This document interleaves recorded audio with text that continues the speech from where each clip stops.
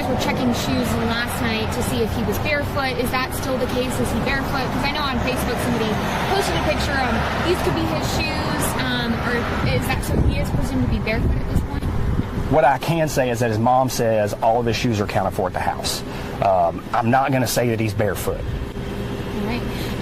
Allegedly! Hello everyone and welcome back to my channel. This is Lady Freedom here coming at you with another raw narrative. Here's a brief disclaimer for tonight's show. Let's watch. That's ignorant!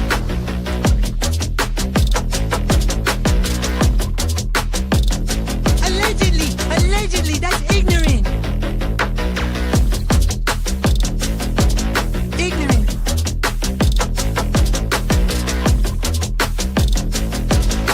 Judgment, Austin. Oi, you read my thoughts. You've got the shinin. You mean shining? Shh, you wanna get sued? Come on, Judgment, Austin. You just use that shin of yours to call me and I'll come a-running. But don't be reading my mind between 4 and 5. That's Willie's time. Hey, yo, boss. I love it when he does that. Let's watch.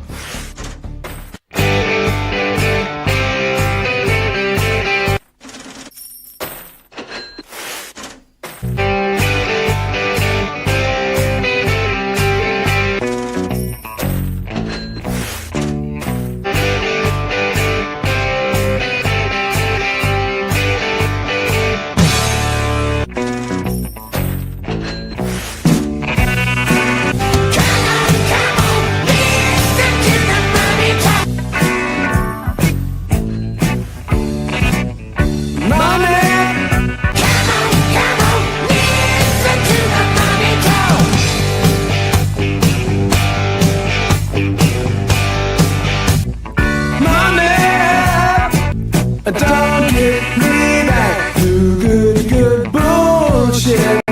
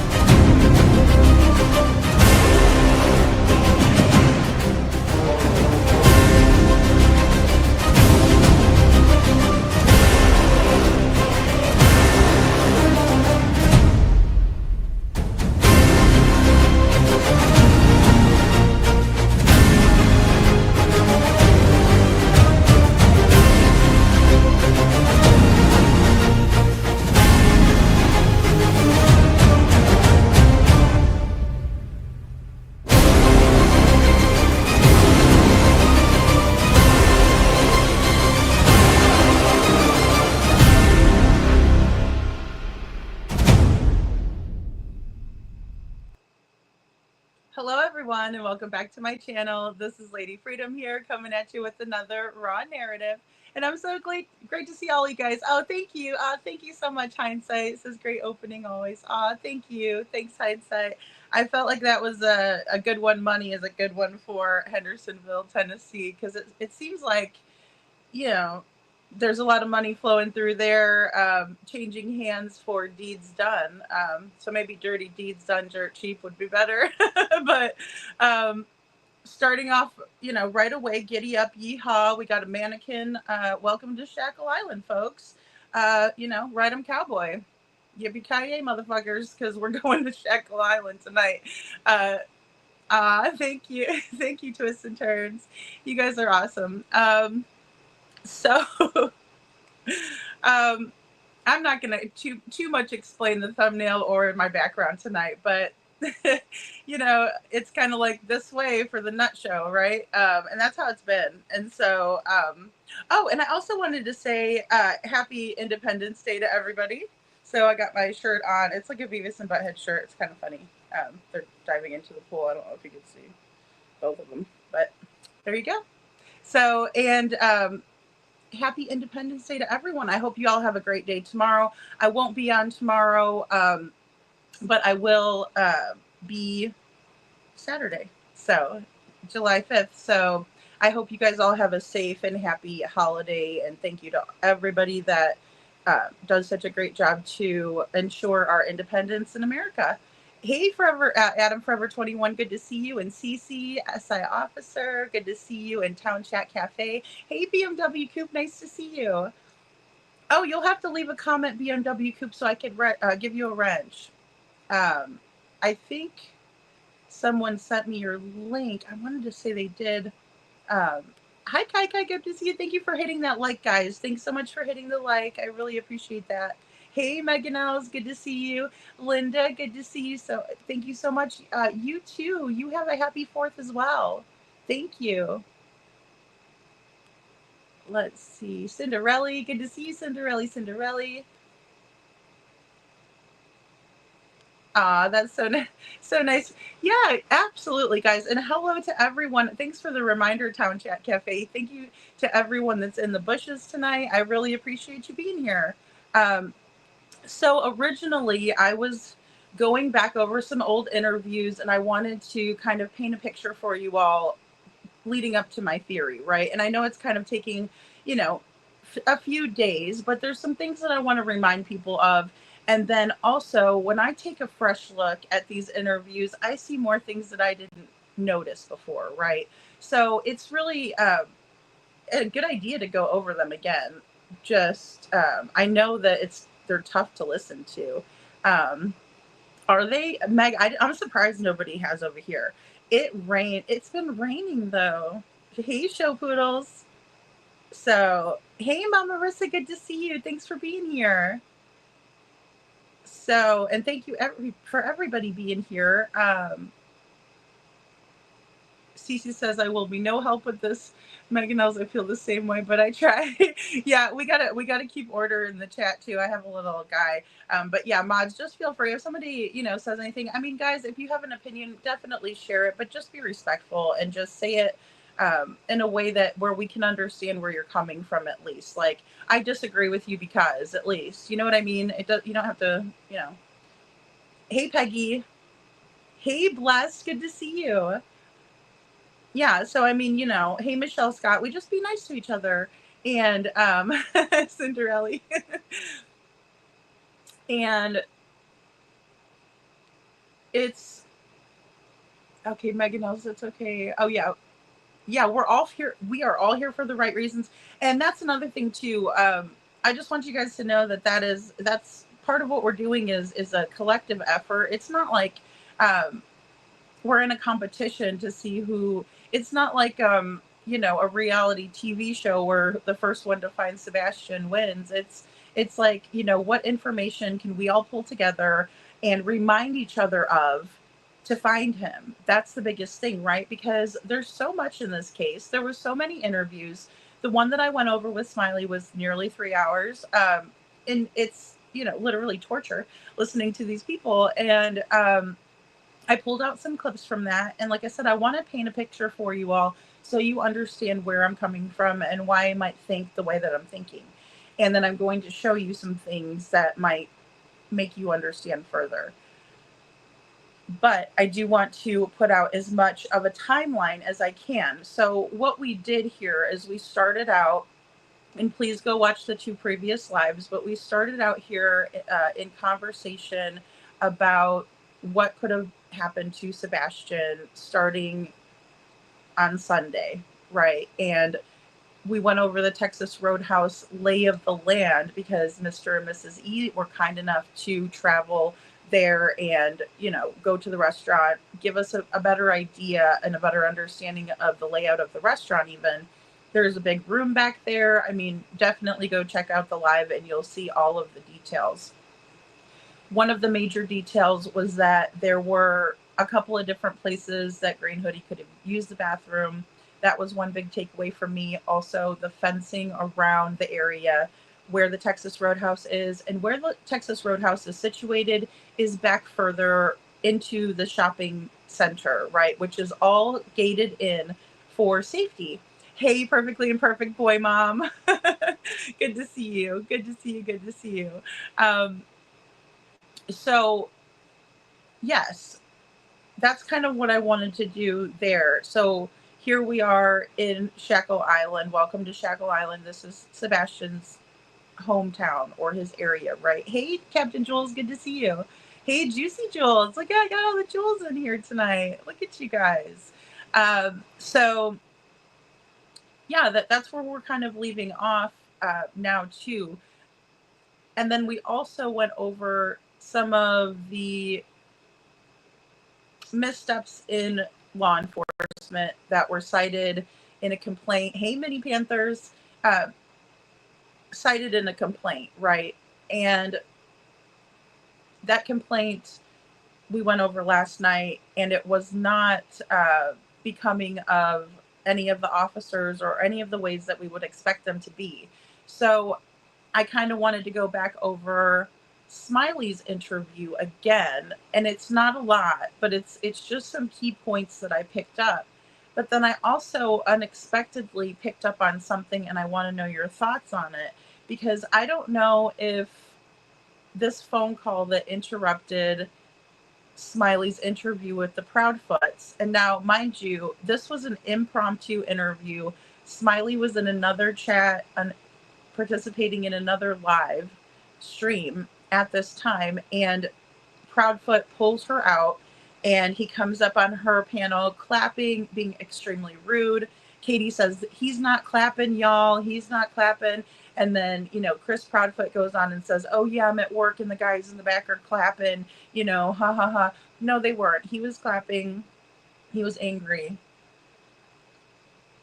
And Katie thought she was going to, she bull-faced lied to us right there. And I've put these in other videos too. And so that's why I don't want to keep on making the videos, right? But I will say that it's clear as day. She tells us he's not clapping. And he was clapping. He came up there and he's like, he's ready to fight, right? He's like, let me tell you. And he's clapping back, right? And clapping literally. I am too, Bear. Yes, it's it's one for 4th of July here. I'll show you guys. So they were really picked over when I went to the store, and I was like, oh crap, I should get something festive. And then I was like, oh, this one's okay. So yes, he was making excuses. Yes. Absolutely, Mama Marissa, I agree. And she seems to always make excuses for him when it comes to kind of covering his tracks. We've seen that too, like where she will say something or he will say something and she'll cover him, or she will say something and he will cover her. So they've done it for each other, which is, what you would hope to see in a marriage, right? Kudos to that. But hey, couponing, they're close. I'll give them that. A couple that, does that crazy things together, stays together, I guess. But yeah, excuses. He knows Oh, absolutely. She does know. Okay, good. I was just sorry, guys. I had a little message pop in there.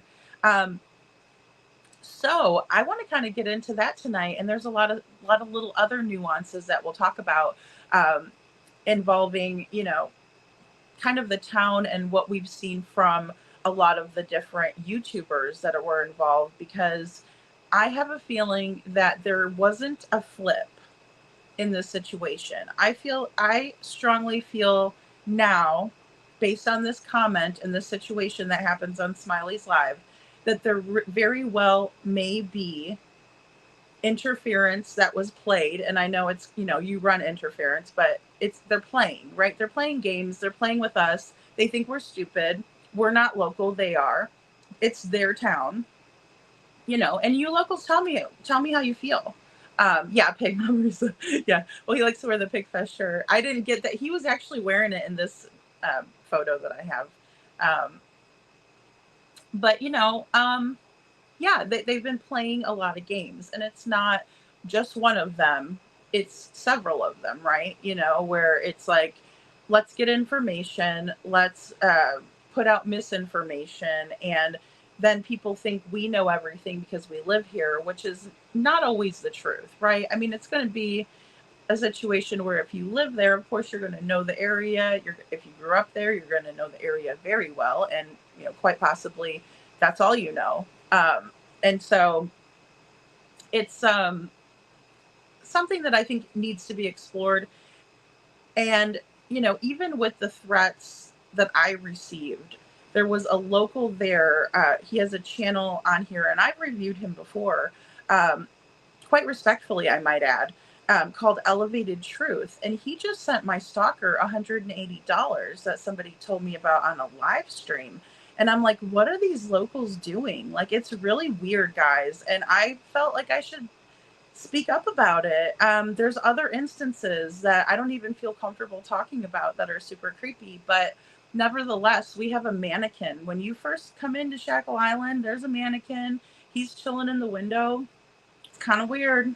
I don't know if that's to deter people from coming there, because that does happen sometimes in these smaller communities and towns. It's like keep out kind of a thing, but they're putting something in there, not keep out, literally putting a sign up that says that, but they're hinting, right? It's a hint, like, don't come in our town. So Seclusion Works, good to see you. But yeah, guys, so I mean, tonight we're going to talk about some very controversial subjects. So please stay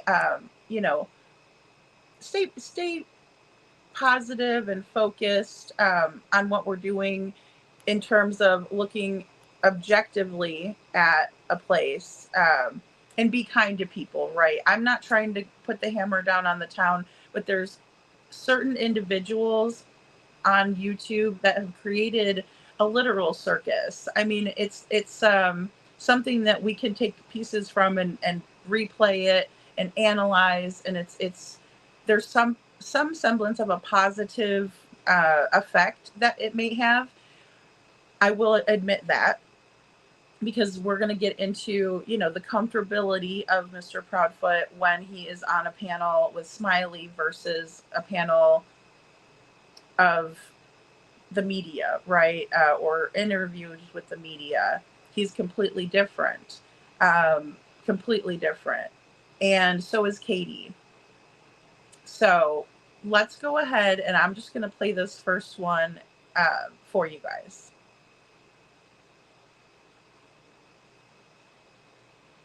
And in the beginning one here, I just wanted to kind of, not this one yet. I apologize. Connected. Okay, are you there now? Can you show me your face? Oh, there you are. Thank you. Okay, I see Katie. Hold on. Hi. Hello. Okay. I'm kind of surprised, but thank you and welcome for coming up here. I appreciate that. How are you feeling today? Pretty terrible, to be honest with you. 24 days in, and there's a bunch of horrible things being said and a bunch of misinformation being spread, and my son is still missing. And so it's horrible. There's not a better word for it, to be honest with you. Yes, ma'am. Well, I'm glad you come up here, and I will, I asked my chat to please be respectful, and I will let you say what you feel. And, again, I wasn't expecting this, but you're more than welcome to say what you feel. And if it's okay, I would like to ask some questions, but I would like to talk about Sebastian, and, maybe we could just start there. Would that be okay? Yeah, I think Chris is still trying to join as well. Okay. I didn't know if he was, I didn't know. A lot of people are accusatory when we speak, It's a lie. Oh, it's not us. And Yeah. the Well, truth is no matter what any of y'all think, I didn't do anything to my son. My husband didn't do anything to my son. We love him dearly, and we are doing everything that we can to try and find him and bring him home. And his father loves him dearly as well. mhm.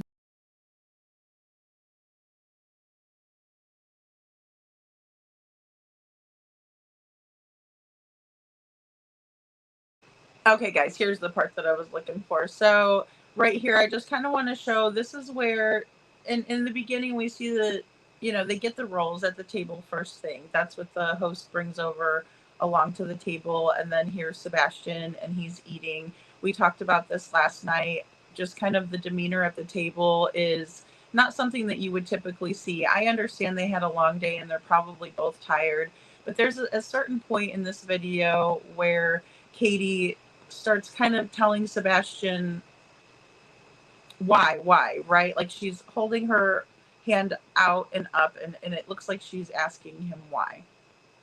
And he looks very defeated, right? He's kind of got his head down. He's just eating his food, and she's on her cell phone.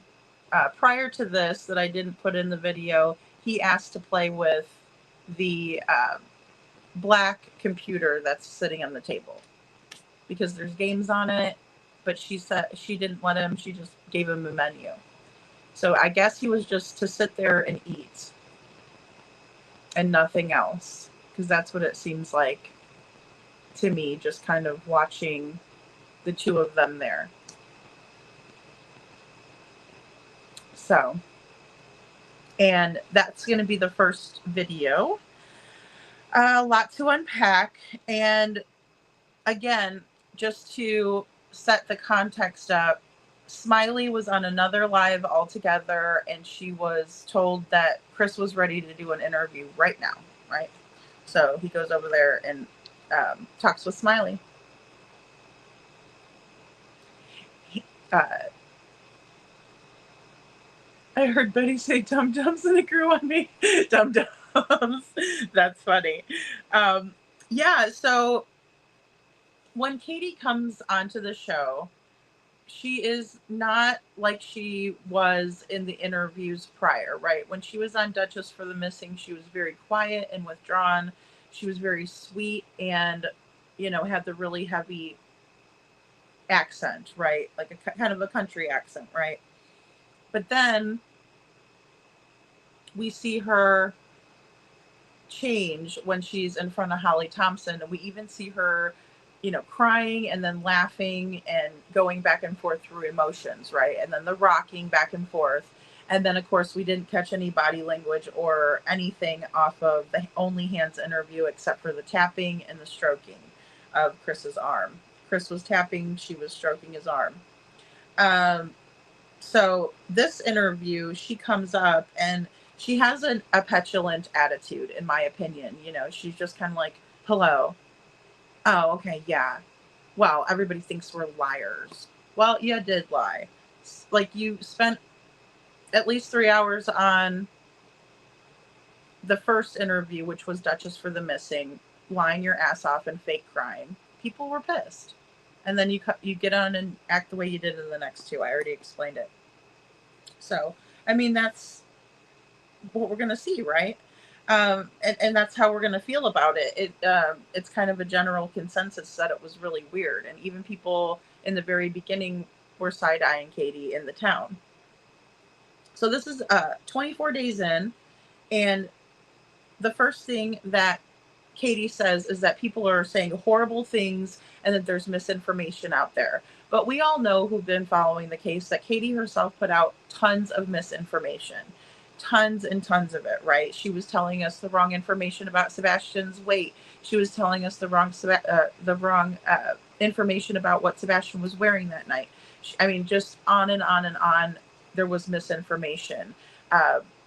Saying that he left without shoes, but the sheriff says that he doesn't know that that's true or not, because his mom says that his shoes are accounted for, but I'm not going to say he's barefoot.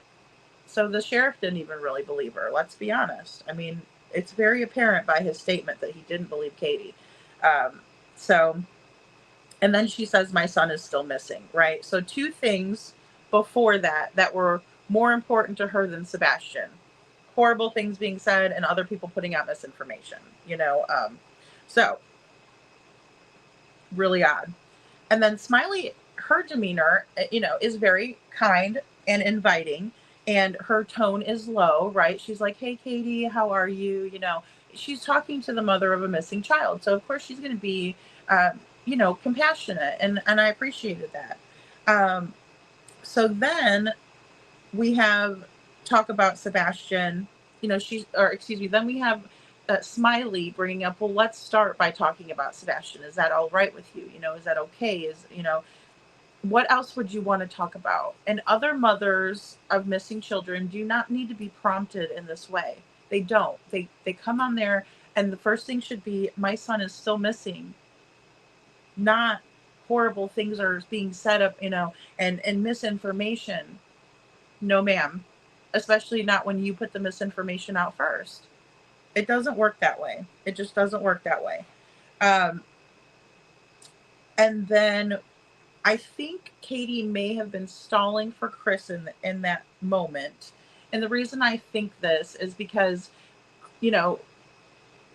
automatically, instead of going into her son and that, anything about that night, trying to recreate it, trying to tell Smiley and explain to her what happened, she doesn't do that. She goes, well, I don't know. We're waiting for Chris. I think Chris is supposed to come up here soon, and she seems to be stalling for him to, get up on the panel with her. And then she starts blaming other people. And she's like, because everybody doesn't think it's really us. And they think we're lying all the time. And it's like, but you did lie. You did lie. And you spent time lying on, especially if we're supposed to believe what you were saying before, because you changed the story every time you told it. So if we believed you on Duchess and then we saw you on the Holly Thompson interview, we lost trust for you right there, because it's like, well, didn't you say this over here first? And now, wait a minute, what? And so that got people upset. That is a natural response to a liar. People are going to feel betrayed. People are going to feel hurt. People are going to feel dumb. People are going to feel frustrated. Okay? So it's a natural response. It's not hate. If it's true, now you don't go off and do anything horrible to anybody, but you just have to admit, it is what it is. People are going to be pissed at me now because I just got caught in a lie. And if you can't look at that and watch yourself and recognize that and say, shit, then there's something wrong with you. You need to go check yourself. So also,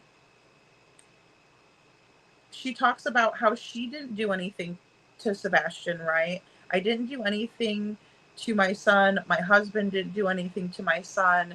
We all love him, we love him dearly, and so does his father, right? So that was still 24 days in, the narrative that Katie wanted out there was to always be including Seth, right? She still would always include Seth at this point, and she was not talking bad about Seth in the slightest. As a matter of fact, when they did the Holly Thompson interview, they were all cheering Seth on, right? Being like, he's a really good dad. He'll tell Sebastian how to get places. He tries to set him up for success, not in these words, but basically they were speaking highly of him.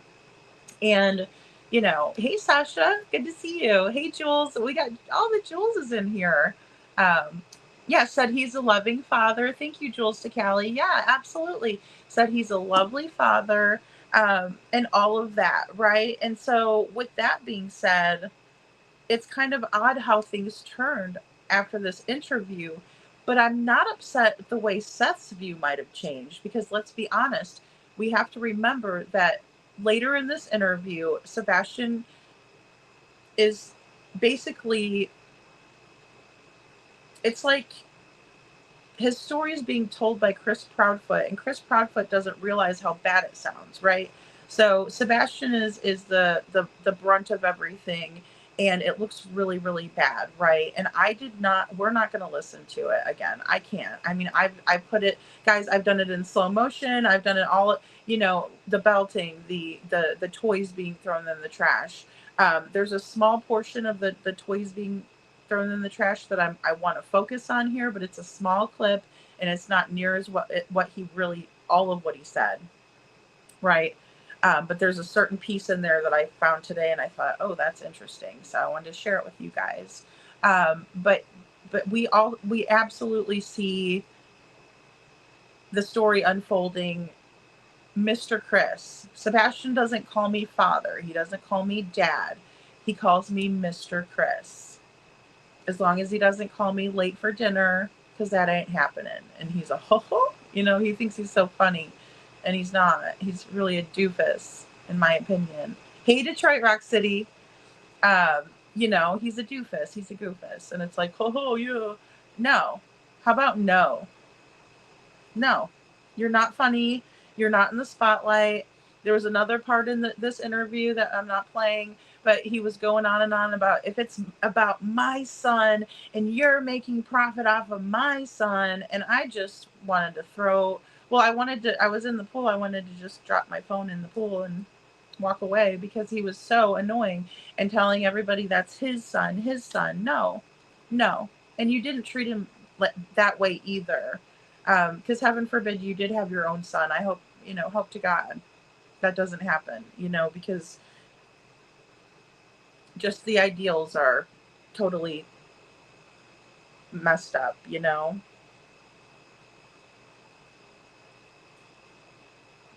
Thank you, Captain Jules.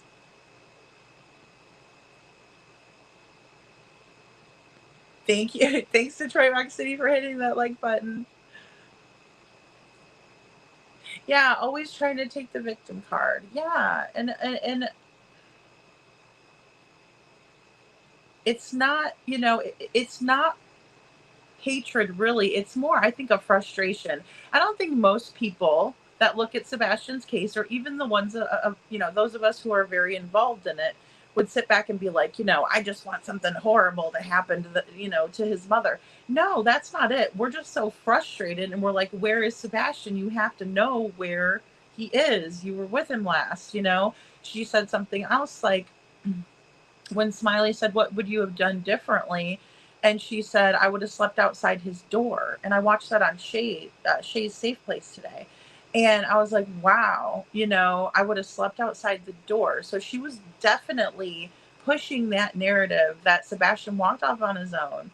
And she really wanted us to believe it. She really wanted us to believe it. And it may have been believable if there wasn't so many holes in the story to begin with. If we would have heard about the trash being taken to the curb and all of these things, it would have been a lot different. Same thing with the rolls. Hey, Kathy Bartholomew, good to see you. A happy 4th to you too. SI officer says, in my opinion, he does that purposely to hurt Seth only during this time. I bet you never any of the other times. Yeah, I agree with that. Did he ever call Chris dad the way he treated him? He didn't deserve that. Well, and see, that's the thing. I don't think he did, because he said it on Smiley. I heard it earlier and I didn't, snip it, but it said, he said, he does not call me father. He does not call me dad. He calls me Mr. Chris, and then he's like going into, because what he started out saying was that, it doesn't matter who calls who what, really. But I mean, I'm here to tell you that would be very hurtful. You know what I mean? I've been through a divorce and, in that situation. And so it's like, but to have my daughter call somebody else mom, like, she's got a mom, And so in my opinion, that would hurt. And anybody that would deliberately do that without it being a little baby child, like, now, if you get together and you're, I would even say maybe even 4 or 5, right? Because they're still so little and you're going to be the only one they know. So they might make a cute name for you or something. But I don't even know that I would feel comfortable with that unless there was no mother in the picture. that would be the only time that I would feel comfortable with that, because I would want to be respectful of the other mother. Hey, Eric with an H, good to see you. Thank you for being here. And that's just out of respect. That's their actual mom. Just like, Seth is his actual dad, and saying the my son is it's wretched and mean. See Taylor, Mr. Chris. I know, it's crazy, right? And master. Well, and that's what it comes out to seem like too, especially when they get into all of the like discipline and everything, and we got, this is what I have to do. But again, Sebastian is not in need of that, even when it's just him and Katie. And we see that at the Texas Roadhouse. It's like Katie absolutely has full control over the situation. The biscuits show that. When Sebastian went to grab for a biscuit, she didn't have to go like this to him. She gave him a look. That's how you know the mom has control, is if she only has to give you a look, buddy, you know to stop, right? And that gives you the mom look, like you better quit, and he did. He put his hand back and didn't take the biscuit or roll. Sorry. Thank you for becoming a new member, Jules. Thank you, Jules and Callie. Jules 2 and Callie. Sorry there. But yeah, so and welcome to the Dragon Tribe. Sorry guys, I'm like so deep in thought, but I'm so glad to have you, Jules. Thank you. But yeah, it's just amazing to me, all of these little nuances and things like that, that we can find as we're going through all of this. So I'm gonna go ahead and play this next one, because I think that's all I had to really say about that, Jenny. Okay, here we go. We all have opinions, and there's no stone we can leave unturned. We have to think outside the box. And I know it's irritating to y'all. I know it's irritating to everybody. But we all want Sebastian found. And, I just told Katie, we just have to go with, we all have our opinions, and they may not always be good, but, my heart's in the right place. But go ahead and I'll let you start, or whatever you want to do. So there's time too. Do me a favor. I got to drop out of this. I got to make a phone call real quick, and I will be back. This is one call. I don't care. I don't miss this phone call because it's my daughter. No, you go ahead. Come back and hang tight. Give me about 5-10 minutes. I'll be right back. You're fine. You're fine. We'll be here. Is that good? You're okay. Hold on. Hello? That's me. I'm gonna knock you off for a minute. You just come back when you're ready. Okay. So I think he's on mute. Okay. So Katie, that'll clarify that side of the question everybody's been asking. No, he does not have a restraining order from his daughter. He speaks to her, just to go ahead and clear that one out, because I know there's been a lot of talk about that as well. Yeah. So, I mean, he still speaks to her on the phone, as y'all see. Absolutely. Yeah. Our little girl is precious and loved, just like Sebastian. Yeah. Oh, there he is. Look. Watching over here. Okay, I'm watching over there. Okay. So, where do you want to start at, Chris? I was just asking little simple questions, or, whatever about your work and stuff. Like, did you talk to Sebastian and, stuff like that. But, basically, I know it's a 3.5 hour drive. You was at work. Is there a reason that, okay, so are you working now, or are you just taking off or anything like that? Like, for a certain amount of time? So is this to me? Yes, sir. Okay.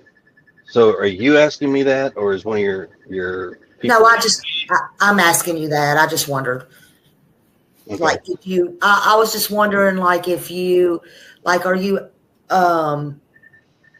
In fact, I'll turn my chat off for just a minute so I don't get No, preoccupied. don't turn your chat off. Leave it on. It's fine. Okay. That way you can get all these questions coming in because, like I said, I told you, I gave you my word. I come on your show. I would answer questions. People ask the questions, but keep in mind, like I told y'all from the very beginning, I'm brash, I'm direct, but I'm respectful, and I ask for the same in everybody else. Yeah, and I told them a while ago, just please be respectful because I wasn't expecting this. Like, please be respectful, y'all, because So one thing right now, I'm gonna tell you right now, really irks me with some of these folks that want to follow these YouTube, and I'm very honest about this. Somebody says I won't talk to men. It's not that I don't want to talk. Right. It's not that I don't want to talk to men. I have talked to more law enforcement men agencies in the past 24 days than I've probably ever talked to in my entire life. Same thing goes for women. So no, I don't have a problem talking to a man or talking to a woman. I appreciate everybody's assumptions or concerns, innuendos, whatever they want to be. But at the same time, I vet who I talk to. I'm not just going to open up and talk to anybody. Okay, guys, you heard it right there. He vets who he talks to, and he's not going to open up to just anybody.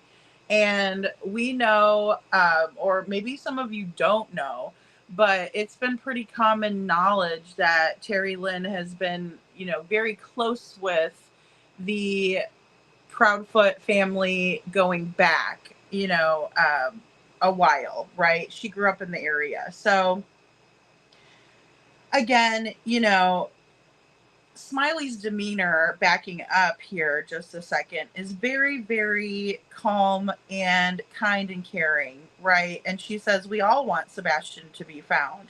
And then Chris, comes up on the panel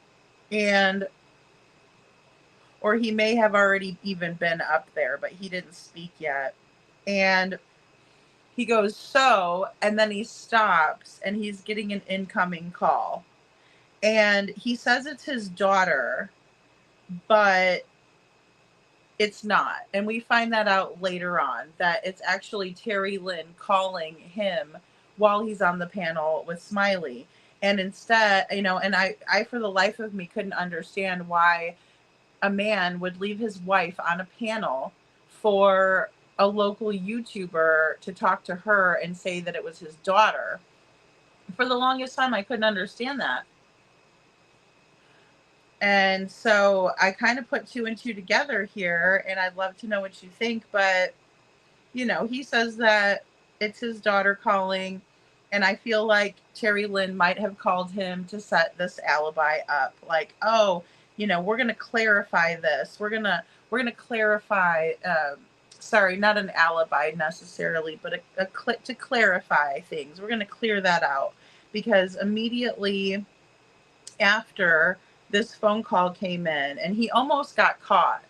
And see if she would have been, but see, I'm sure Terry Lynn was watching at that time, because when he goes, hello, hello, no one answered.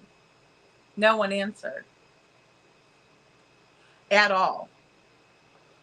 No, SI officer Terry Lynn, the one that was searching for Sebastian in the beginning. But she inserted herself into many, many things in this case.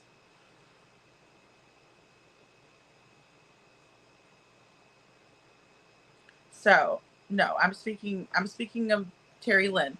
Later on, after this interview with Smiley, Terry Lynn did an interview with Chris Proudfoot on her live. So, he says it's his daughter, and then immediately after, Katie says that will clarify that he speaks to his daughter regularly and that he doesn't have a restraining order against his daughter. And she's very petulant still. Her attitude is very much like, we're going to show you. Did Terry Lynn call to show Smiley that his daughter calls, but we're going to say it's the daughter? I mean, I was wondering what that weird sequence of events was and why it happened, and now I think I know why. So this is just my theory. Obviously, allegedly, in my opinion, as usual. But yeah, she talks about how Sebastian is as precious and loved as Faith. She says that little girl is precious and loved just like Sebastian, is her exact quote. And then she turns around and says, well, we just cleared that one out. Not really, Katie, because this is out there for all of us forever, for us to continue to analyze. And so that didn't clear up anything. As a matter of fact, it made more people look guilty, like they had guilty knowledge or that they're a part of trying to hoax the public. Welcome to Shackle Island. Also, Chris talks about how he vets people that he talks to.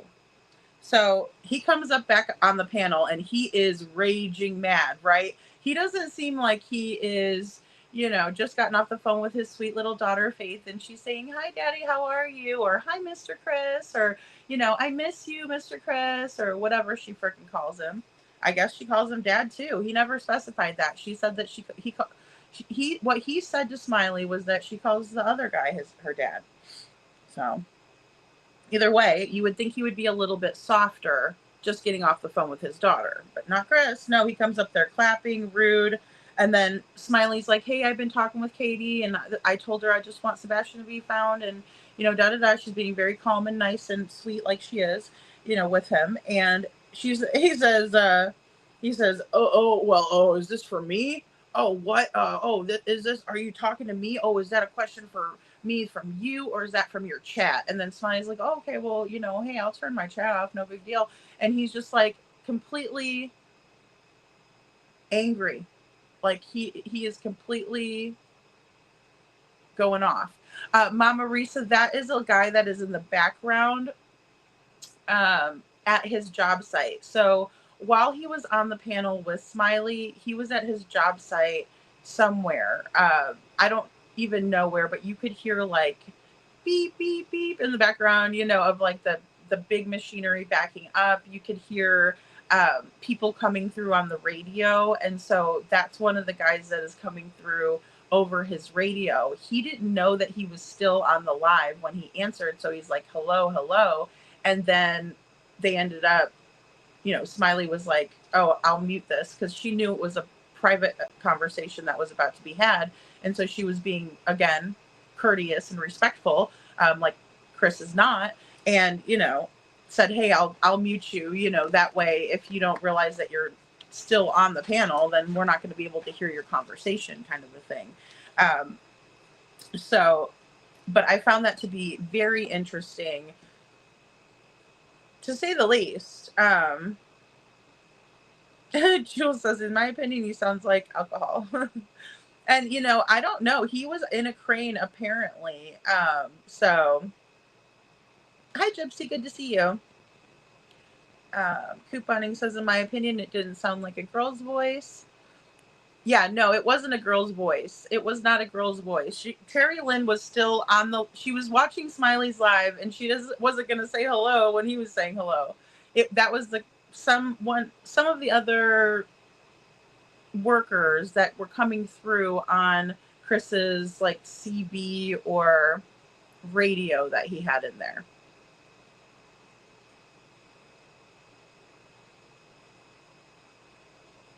Yeah, Gypsy, she's got ties with Danny. She's got ties with all of the family members. And it seems to me that she may have even had ties with Katie and Chris, setting them up for this phone call, because she calls in the middle of it. He says, that's my daughter. And then Katie's right there saying, yep, that clears that up. That clears that up. Thanks, Terry Lynn. And they've been inserting themselves, the locals have, from the beginning. From the very beginning in this case. If they didn't have a YouTube channel before, they were doing this. If they did have one, they did this, right? And thank you so much, Peggy, for your super chat. Happy 4th to you as well. Thank you. So I think it's worth examining. Like I said, you guys take it how you want to. Go back and listen to it again, and you'll hear the guy coming through the CB. And there are a few other clips that I'm going to play, and you'll hear him coming through. You'll hear background noise when Katie was trying to cover up Chris's clapping, he too was saying, oh yeah, I'm sure you can hear their clapping.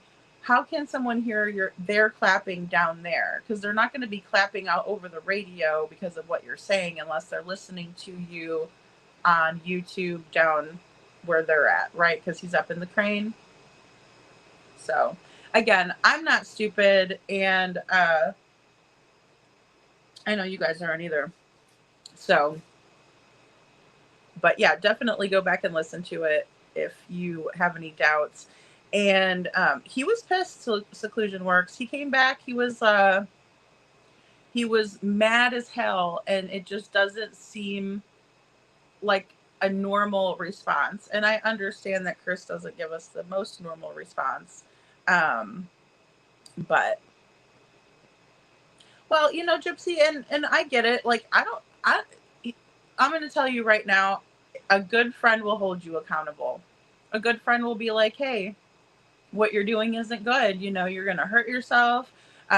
You know, you're going to hurt other people. You're going to end up in trouble. You're going to, you know, a good friend's going to tell you that. They're not going to participate in it with you. I mean, we're not children. You know what I mean? So Carla says, hi, everyone. I have a headache and I'm playing music on the TV volume turned all the way down. Aw, yeah. Oh, no, the fireworks and the birds. Aw, poor things. Aw. I'm sorry. Yeah, Beagle doesn't really care about the fireworks. He's fine, you know? He's a pretty mellow dude, man. He just, I mean, have a deep voice for a female to hate. I do hate my own voice. Oh, I see what you're saying. I got what you're saying. Yes. Oh, yeah. She's got a really raspy, deep voice. But that wasn't her. She didn't answer. I don't think. I might have to go back and listen to it again too, but I didn't hear her answer. I heard her just like, it was like she was sitting there and he's like, hello, hello. And then Smiley's like, oh, I don't want to get into your personal conversation. You know, type of a thing. So, oh, thanks, Mally Cat, for gifting a membership. If you got a membership from Mally Cat, please say thank you to her. And also, welcome to the Dragon Tribe. Thank you. Aw, that's so sweet. And a lot of these threats, guys, are coming directly from these sources as well. The locals, right? You know, the thumbnails with the coffin and the nail in it, and, you know, people doxing people and people putting people's pictures of whatever they can find personal of theirs and trying to humiliate them in this case is out of this world. What are they hiding? Is my biggest thing, you know, and my biggest concern is what are they hiding, you know? Mally Cat, that was so sweet. Hey, Holly S, good to see you. Yes, thanks, Mally Cat. Absolutely. We love our voices of truth. They're amazing, amazing women, guys. Amazing. Carly, you're a detective. Oh, Mally Cat, did you pass? Well, and see, we found out yesterday. This is something interesting that I will say too. We did find out yesterday that there was a polygraph passed by all three parents in this case, and that they have cooperated with law enforcement in the case. So I thought that was pretty big news coming from a third source, right? Not just kind of, you know, wherever, right? And I know Chris had said something about flying colors, and I'm like, you know, flying colors, I don't know about that. But I just feel like there's been a lot of interference, right? And a lot of games being played, and a lot of, you know, even Stephen Crabtree, right? He was saying that there was the Warsham's video. He was coming out and being very vocal about some things that he thought was very strange in this case. And then all of a sudden, it was as if he got the information that he wanted from that side. And then he went over and started doing some really, really awful things on the other side, right? And then even to the point of, I mean, doing hardcore rugs on the screen, right? It's like, what is going on? You know, muddying the waters, again, just playing games, being hateful, being involved in trying to find out people in real life. It's just very strange, because why would the locals be so invested unless it was more of a, we're the good old boys and this is our town and you're not going to tell us what to do in our town. We can have our mannequin with the weird cowboy hat, and if we don't want you in here, then stay out, you know, because if I saw this and I was driving, I would not stop, and I would lock my window or lock my doors and roll my windows up, right? Because this looks kind of like, I mean, maybe a cross between Deliverance and The Hills Have Eyes. I don't know. Looks like it to me. This whole situation. I'm not saying the area, like Hendersonville looks very nice. The Texas Roadhouse, like I said, was all fenced in. It looked super safe, right?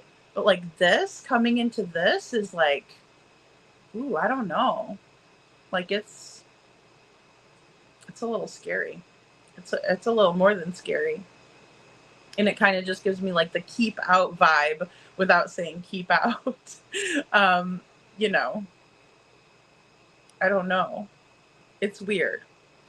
Okay, so I have a small clip here, guys, and I'm just going to move right along to this. And I'll be honest with you, I've heard some of yours. And the toxicity that comes out of what you guys projected about me has only toxified everybody else that puts in a lead or says, well, check out the stepfather, do this, do that, call law enforcement, check this out, do this.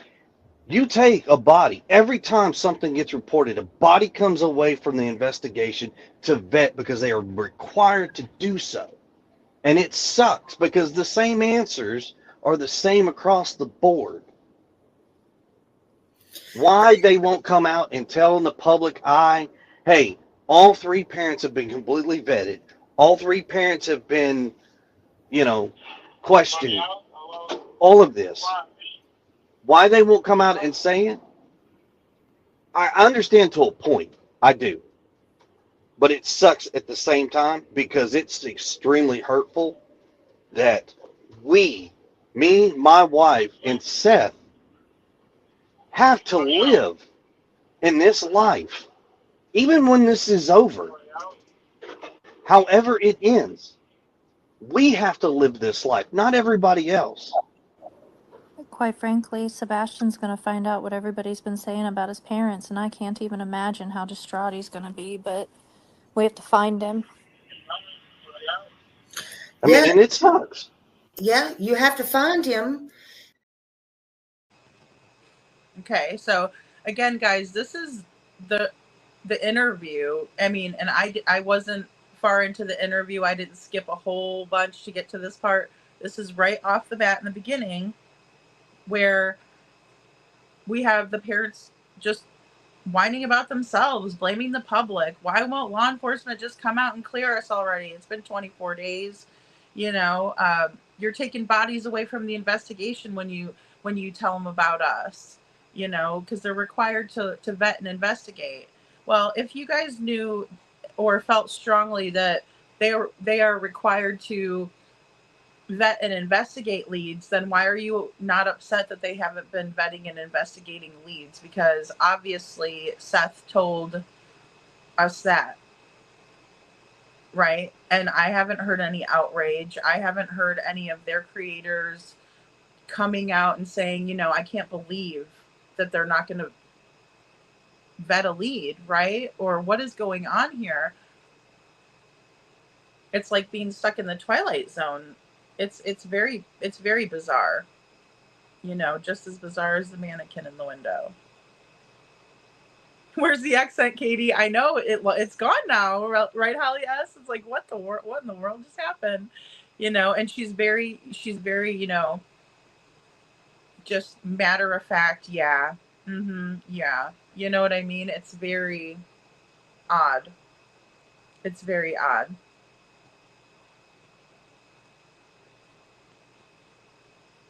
Sorry, guys, I'm going to go up a little bit in chat just so I can get some of your comments here.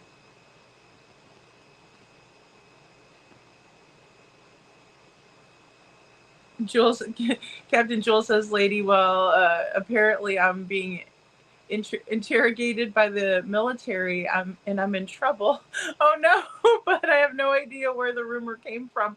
See, and those are the things that happen. You know, it's like, it's so weird, and it's a lie, right? But then people are like, "Oh wow, really?" And then they'll be like, "Okay," you know, but they don't look into it. They don't, you know, because they're not going to take the time to do that. Because, and in all honesty, you guys should be able to trust us with what we're saying up here. We should at least be telling the truth when we come up here. We shouldn't just, you know, lie our asses off at you guys and then be like, "Well, it's your fault for believing us," you know, allegedly, in our opinion. You know, that doesn't always work out like that.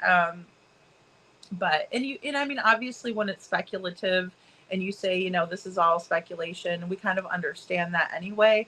But it's different when you're bull-faced lying to the public, right? We've seen that happen so many times, right?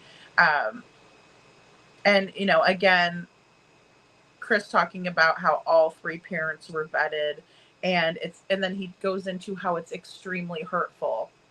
He doesn't go into about how it's extremely frustrated that Sebastian has been missing for 24 days. He doesn't go into that it's extremely hurtful that his wife is sad and she can't sleep at night, or she's got to take pills to go to sleep. He's not saying that, you know, it's extremely hurtful not having his stepson, his little buddy around, you know, none of that. It's extremely hurtful when I call Katie and it's just her on the phone and Sebastian isn't there and I can't say hello to my stepson. I mean, come on. Maybe I could write you guys a couple good ones. And then we're expected to be like, "Oh, Seth's the bad one." Right, you know, or, "Oh, hey, you know, the locals aren't involved," you know. Um he also talks about, and he states something very odd when he says, "Me, my wife, and Seth, even when this is over, are going to have to deal with this however it ends." So he's talking about basically, again, himself and how it's affecting him, how it's affecting Katie, Seth, but he didn't put Sebastian into that equation. So he didn't say when Sebastian comes home. So then Katie went back and said, "Ooh, that looked really, really bad." Or maybe they had people texting them behind the scenes and calling them and three-waying, and everything was going on, even though they were up on a panel and we didn't see any of that. There could have been a lot of stuff going on behind the scenes. And trust me, there is a lot of stuff that goes on behind the scenes. A lot. To manipulate situations, to make things look like they're truth when they're a lie. It happens all the time. And I know personally, and I've seen personally, what these people are capable of. So, with that being said, Katie cleans it up and she says, "Well, Sebastian is really going to be distraught when he hears about what people are saying about his parents. I just can't even imagine how distraught he'll be. But first we got to find him." And then, you know, Smiley's like, "Yeah, we got to find him first, right? Like, what are you guys talking about?" I mean, you know, this is how I'm looking at Smiley, and how it seems I would be thinking maybe if I was her, right? Or if I'm from my perspective of Smiley, but I'd be like, "Yeah, exactly. So let's talk about Sebastian and not talk about," and that's kind of how she was. She's like, "Yeah, we do. We need to find him. Like, we just need to find him, and then, you know, that'll be it. We don't have to worry about how you guys feel anymore. You know, it'll be over with. The whole goal here is finding Sebastian. I know that you guys have your own agenda and you're coming up here and you want to clean up the nonsense that you created everywhere. It wasn't just on YouTube, it was all over." Because there was a good amount of locals that were very skeptical of these two. Very skeptical. And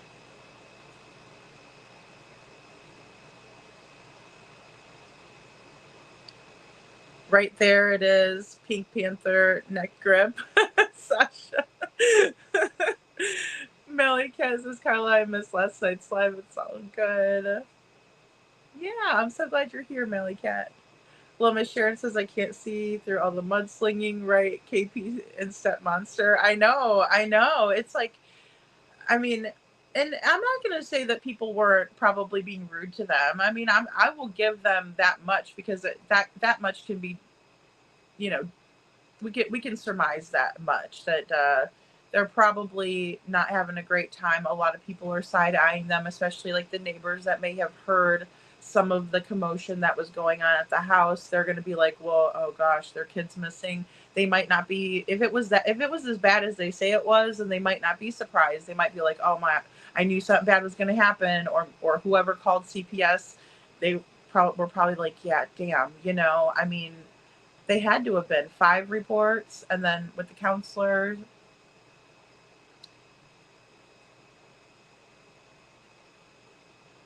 Never heard another word about the judge that was supposedly threatened. I haven't either. Ron Blanton, yeah, we didn't hear anything. Recused, and then we had a different judge in place, right? That's a great point, Holly S. I mean, even elected officials are being threatened, and it doesn't make any sense, really. And I would love to know what the threats were exactly, too. You know, his anger is odd, right? Seclusion works. It is. It is. And I just noticed that today because I was like, well, if he got off the phone anyway, because for a while there, when I first heard Smiley's interview, I knew it was a setup. You could tell the way, I mean, they're not good, right? At like pretending. We saw that on Clues when they were messing around and acting like they didn't know that Chris was going to come on and act like Sling Blade. And she's like, I swear to God, I didn't know. And it's like, yeah, you knew exactly that I was going to do it. And then she told on herself at the end of her live and was like, yeah, I knew he was going to do it because we should have heard him doing his Jim Carrey impression. It was hilarious. And, da da da da da. Whatever she said. So they knew, and so, like I said, things going behind the scenes, and I'm thinking, okay, well, yeah, they probably did know, and they were probably messing around and manipulating and trying, and the whole time we think that Terry Lynn is on Seth's side because he was, she was trying to search with him and get herself involved there. And, and then she does this interview with Chris Proudfoot later in the night. But at the time, I knew it was a setup. I just didn't know who called him, right? But then later on, you find out it was Terry Lynn on the other line. And even back then, when I supported her because she was looking for Sebastian and she was seeming to do the right thing, that's not the case, come to find out. But, later in that evening, there was a conversation between her and Chris Proudfoot, and Katie was asleep. And that's the conversation where it's, back and forth, I could go all night, she tells him, then he tells her, oh, we should have done this in person, ha, ha, ha, ha, and it's disgusting. It makes you want to throw up. But Diane Highland says the mannequin in the window of the barn is a bit creepy at first, but us locals love the way his outfits and hat. Okay, Diane. Hey, good to have you. Says us locals love the way his outfits and hats change with the seasons. Welcome to Jekyll Island. Thanks, Diane. Well, if I had a friendly person like you, I might not feel as scared. So thank you. That's nice. Yeah, I'm so glad. I'm so glad that you guys come in and tell me these things because, it makes it a little less scary. That's for sure. And Holly S says, he said that before, we have to live this life. Yeah, like but he doesn't say and it's going to be traumatic when Sebastian comes home and we don't want him to have to see these things. But Katie did want to run and clean it up. Like, oh yeah, he's going to be so distraught. But she didn't even say he was going to be distraught about anything besides hearing bad things about his parents, which was, again, really weird. And at that point, no one was talking bad about Seth. I just kind of want to remind people that, no one was talking ill about Seth at that point in time at all. It was really a lot of support for Seth. It was, we want to find Sebastian, we're praying for you, bud, like all of that nice stuff. you know, so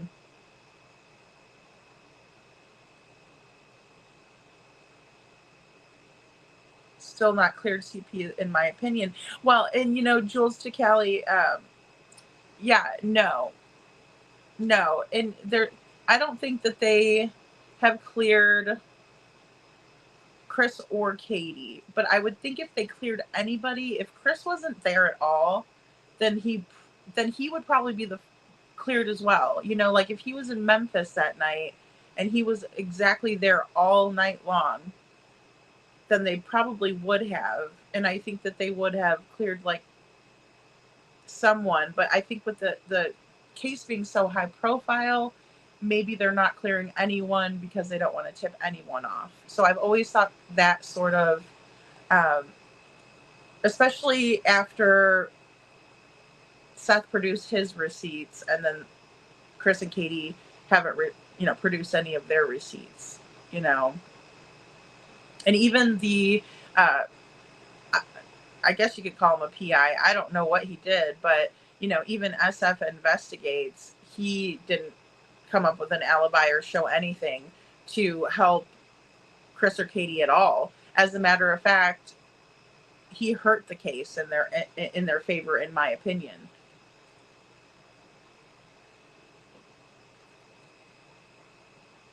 Sebastian cannot fight or answer back to these people. Yeah, exactly, Little Miss Sharon. Good point.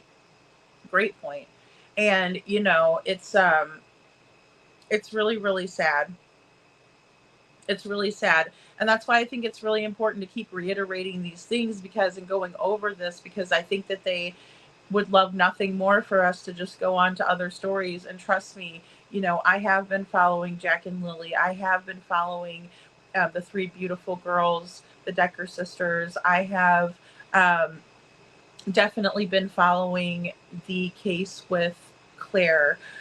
So, I mean, I just, and I actually have an update too to share with you guys at the end of the show for Claire, because her mother was in court. Don't quote me today or maybe yesterday.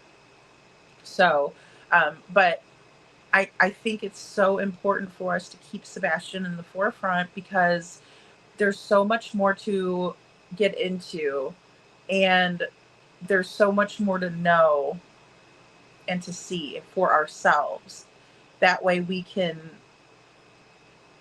come to a conclusion that is more of an educated conclusion than one that's just kind of willy-nilly, or, you know, obviously twists and turns that you know, there's no supporting evidence for it. Poppy Love, good to see you. Poppy Love says, suck it up, Buttercup CP. Aw. Nothing to see here, Brenda Calvert. Nothing to see here. I don't want to go visit him. I'll send my secret spy Tiggers. She selectively uses that Southern Belle accent. She does. She does. I even hear a little bit of a Chicago accent with Katie sometimes. Downtrodden. Yes, Jules. Sasha says she's just eating away while he had to watch starving, not allowed to have free rolls. It's atrocity. Yeah, it is. It is, Sasha. And I'm still fuming mad about that one. I'm still fuming mad about that one. No use in it. No use in doing that. Sasha. I can't stomach when she gets snarky. I know. Well, because you would think she would be gracious, right? Like the first thing I would say to Smiley would be like, thank you so much for having us up. I understand you were in a different live, but we're really happy to be here with you, Smiley, or something, right? I might not be as bubbly or upbeat, but I would at least try to be polite and respectful. They were not respectful. And that was another thing I think that got us all, because Chris is like, I'm respectful and I'm brash and blah, blah, blah, but I'm respectful. And it's like, you're not respectful though.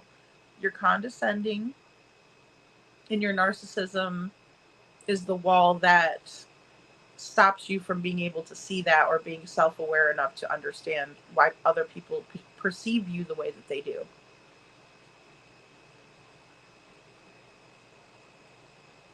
And Smiley's so kind, you know. Hindsight says she did quite a bit of fast talking, explaining her, which we didn't stop on the way home, in my opinion. Well, and that's another red flag, right? The fact that we don't even know what route was taken is another really big red flag, I think, because if it was me, I would definitely tell people as much as I could, as many facts as I could. That way they can understand that I didn't have anything to do with this, right? I love my son, you know, because you could say I love my son, but if you're not showing it, like you're bringing up, you know, all these things above him, and then once Smiley says, okay, well, what about Sebastian? She redirects the conversation, and then they still go on to blame the public, complain, talk about how the police just won't tell everybody that they're vetted yet. You know, still nothing about Sebastian until Katie cleans it up and says, well, I just don't even know what he's going to be so distraught knowing, you know, what was said about us. I mean, it is just, I mean, it's like it slaps us in the face. I mean, Canine Captain Jules says, I'm not in trouble by any means. No, I know. No, at all. No, not at all. If we were in trouble in fraud or stolen valor or something else, I would have gotten in trouble in the beginning with the TBI. Sumner County vetted me. Yeah. And see, Jules, they tried to say that I didn't earn my real estate license. Just because I didn't continue with my real estate license in Missouri, because I'm living in Florida now, which is states away, right? Because I didn't renew my certification, right? You have to do continuing education every 2 years. They were telling everybody that I was impersonating a real estate agent. The weirdest thing ever to impersonate. If I was going to impersonate someone, it would be like a secret agent or a spy. Just putting it out there, guys. So if I ever say that that's what I am, you'll know I'm impersonating. But no, Jules, I feel you, girl. They're wretched, they are vicious, and they have something to lose. They have skin in the game. Otherwise, they wouldn't be like this. And this is where I'm coming to. And even when I'm not researching that, I come to it in these interviews where they tell on themselves and they show their asses, and it's absolutely insane, you know. And to me, I can't even really compare our situations, you and I, because you went through boot camp, you went through all of these training and all of this training with the dogs, and you have all of this education in your field. I went to real estate school and I passed the exam. Woo! You know what I mean? And then I just like made money at it, right? But you worked so hard, and for them to say that there's stolen valor or anything like that is absolutely disgusting, and it just shows how jealous they are, because they're, you know, they can't even probably get a job like flipping burgers, or, you know, they might have to work at like a Walmart or something, I don't know, in the stock room. So Diane Highland says sometimes a Southern accent can become more pronounced when talking to other Southerners. Yeah, I lost my accent over moving, but it comes back when talking with family and friends. But I don't know why with KP. Yeah, Diane, that's true though. I will say that because when I moved to Missouri, I had a Chicago accent, right? Because you know us Chicagoans have like a really thick accent too, like a northern accent.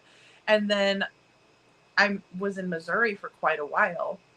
And so I did pick up a little bit of a Southern accent. And then, you know, now I'm in Florida. And so I don't know what I talk like, but it is like, but I know what you're saying, because yeah, if I get back together, or, you know, if I'm talking with friends, you know, it's going to be a little bit different. And I think I kind of have a little bit of both. But with Katie, it's so strange because it's like, you know, it seems almost more manipulative than just like a natural thing, right? Where you're just like in the group with your family or your friends, and you're just like, you know, you might say like, hey y'all, or, you know, something like that, right? Because I would never say y'all ever. Like before, it would always be like you guys or yous, like we say yous, right? And I still say yous. And so, and in Missouri they would say yuns. Like I don't know if you guys know what yuns is, but that's what they'd be like, yuns go over there, you know, yuns do this, yuns do that, right? And like with us it'd be like, yous do this, yous do that, right? So so it was a little bit different, but and I can get it when you're in the groove of it and you're like getting used to talking with people and whatnot. But Katie's is like very manipulative because she does it with Duchess, who does have an accent. I think she's got a really nice voice. Duchess does. I've always said that. We don't see eye to eye by any means, but you know, it is what it is. So, but I will say that it changed then with the Holly Thompson. It was like even more so because Katie was kind of quiet on Duchess, right? But when she had to talk, she was more of using it. Then she kind of changed it over when she was talking with Caitlin Miller. So, oh, thanks, guys. I just thought, oh, Eric with an H, thank you so much for gifting a membership. Hey, if you get a membership from Eric with an H, please say thank you. And thank you so much, Eric. And welcome to the Dragon Tribe. Aw, thanks, Eric. And then we have Little Miss Sharon. Thank you, Little Miss Sharon, for your super sticker. I really appreciate you. Aw, that's so sweet. You guys are awesome. But yeah, it does it changes, but I see, thank you so much too for your comment, because I do understand, and we've all kind of been trying to figure it out, right? Like, does it go back and forth? Does it, you know, when does she use it? You know, is it because it could be like a comfort thing too, which you just made me kind of think of, is maybe, you know, if it's kind of going back to her roots, because I think is West Virginia, like, do people have an accent there? I've never been there. I've actually never been that far up in the United States before. So, SI officer says, just like the punishment must fit the crime, that does not just go one way. Remember that. Let's make that crystal clear. Absolutely. Absolutely, SI officer. And, you know, sometimes I think that guilt, sorry, I didn't mean to pop that up there. Sometimes I think that guilty people will kind of project a little bit. I think that was a little bit of projection of his guilt coming out, you know, towards Sebastian, right? Like, he does that all the time. He really does. Poppy Love says, hearing him talk is so nerve-wracking. I need to chill out. I'm so frustrated with Ellie seeming to do nothing. Do you think there's something going on with HT involving Sebastian? I'm just going to listen now because I keep deleting my comments the last year. Poppy Love, it's okay. I know it's tough, right? And these older interviews can be so frustrating, right? Because I'm like listening to it, I'm like, oh my gosh, and you know, and then certain things that we know now that I didn't know when I was reviewing this long ago. Like it's probably been a year now that I've reviewed. I know, like when I did the polished turds thing, I was doing the, you know, back and forth, you know, between what they're lying and that sort of thing, and kind of catching them up in different situations where they said one thing and then now they're saying this, and then they said this here, and then they said, you know, which was a lot, guys, because I'll tell you, someone, and if you're still a viewer or subscriber, please let me know if you're the one that did this. And I could probably even maybe go back and find it in the comments, but someone told me, you need to go back and do all of the comparisons of their lies, like what they've said here and what they've said here, right? And so that's why I started doing that polished turds thing, right? Because I'm like, as I'm doing it, I'm like, there's so many, and like my head was spinning. I was like, how am I gonna organize all of this, right? And how am I gonna show this to everybody? But that was the suggestion that got me started on that, because it was like, oh yeah, there's a lot of those. And but then when I looked, I'm like, oh, there's like, it's like full of those, right? So I understand, Poppy. I do. SI officer says, and how is it going to end? Kind of like what, yeah, you're gonna do if it goes south. Yeah, what are you gonna do when it goes south? Thinking about it ahead of time, questioning it constantly. Well, and that's the thing. That is such a great point, SI officer, is that he makes these statements that are so definite for a parent that doesn't know what's going on. That is really, really strange, right? Because he shouldn't know anything definitely. I think I'd be sitting there like the biggest moron on the planet, and you guys would probably think like, what's wrong with this person? She's a little space cadet over there, because I probably would be just like a basket case, right? So I think it's just odd that he's so definite about things, even when this is over. So he foresees it being over even, which is strange, right? And then the whole Sebastian vanished like a ninja. This is a case that will be studied, Hey, CC says it's the biggest damage creator and controller ever, in my opinion. Yeah, I mean, it's weird, right? Because they all will cover for each other, and heaven forbid you say one thing they don't like, and then they're just, it's very odd. It's very, very odd. Hey, social butterfly, good to see you.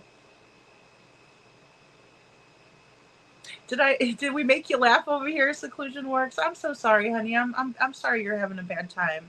I'm so glad you're here, though. I just hate that for you. I'm so sorry.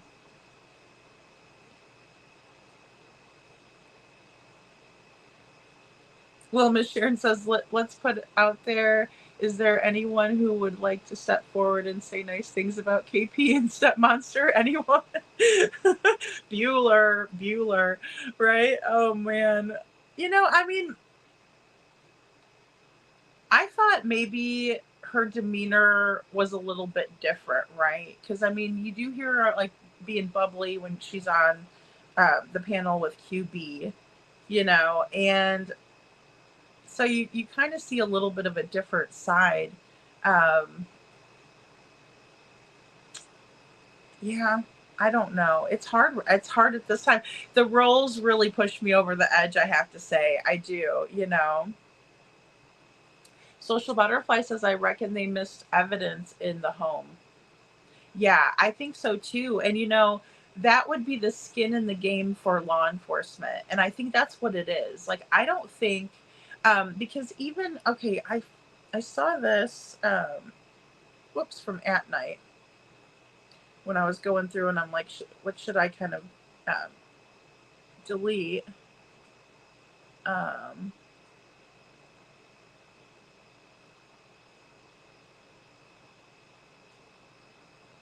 had one of these that said,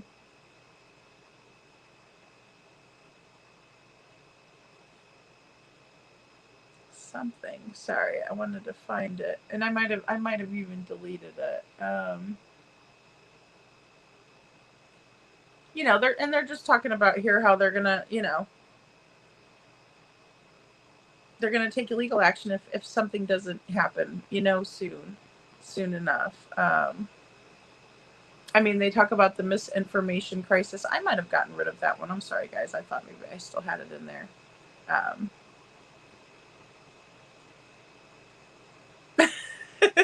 Jules says, I'm just going to zip it.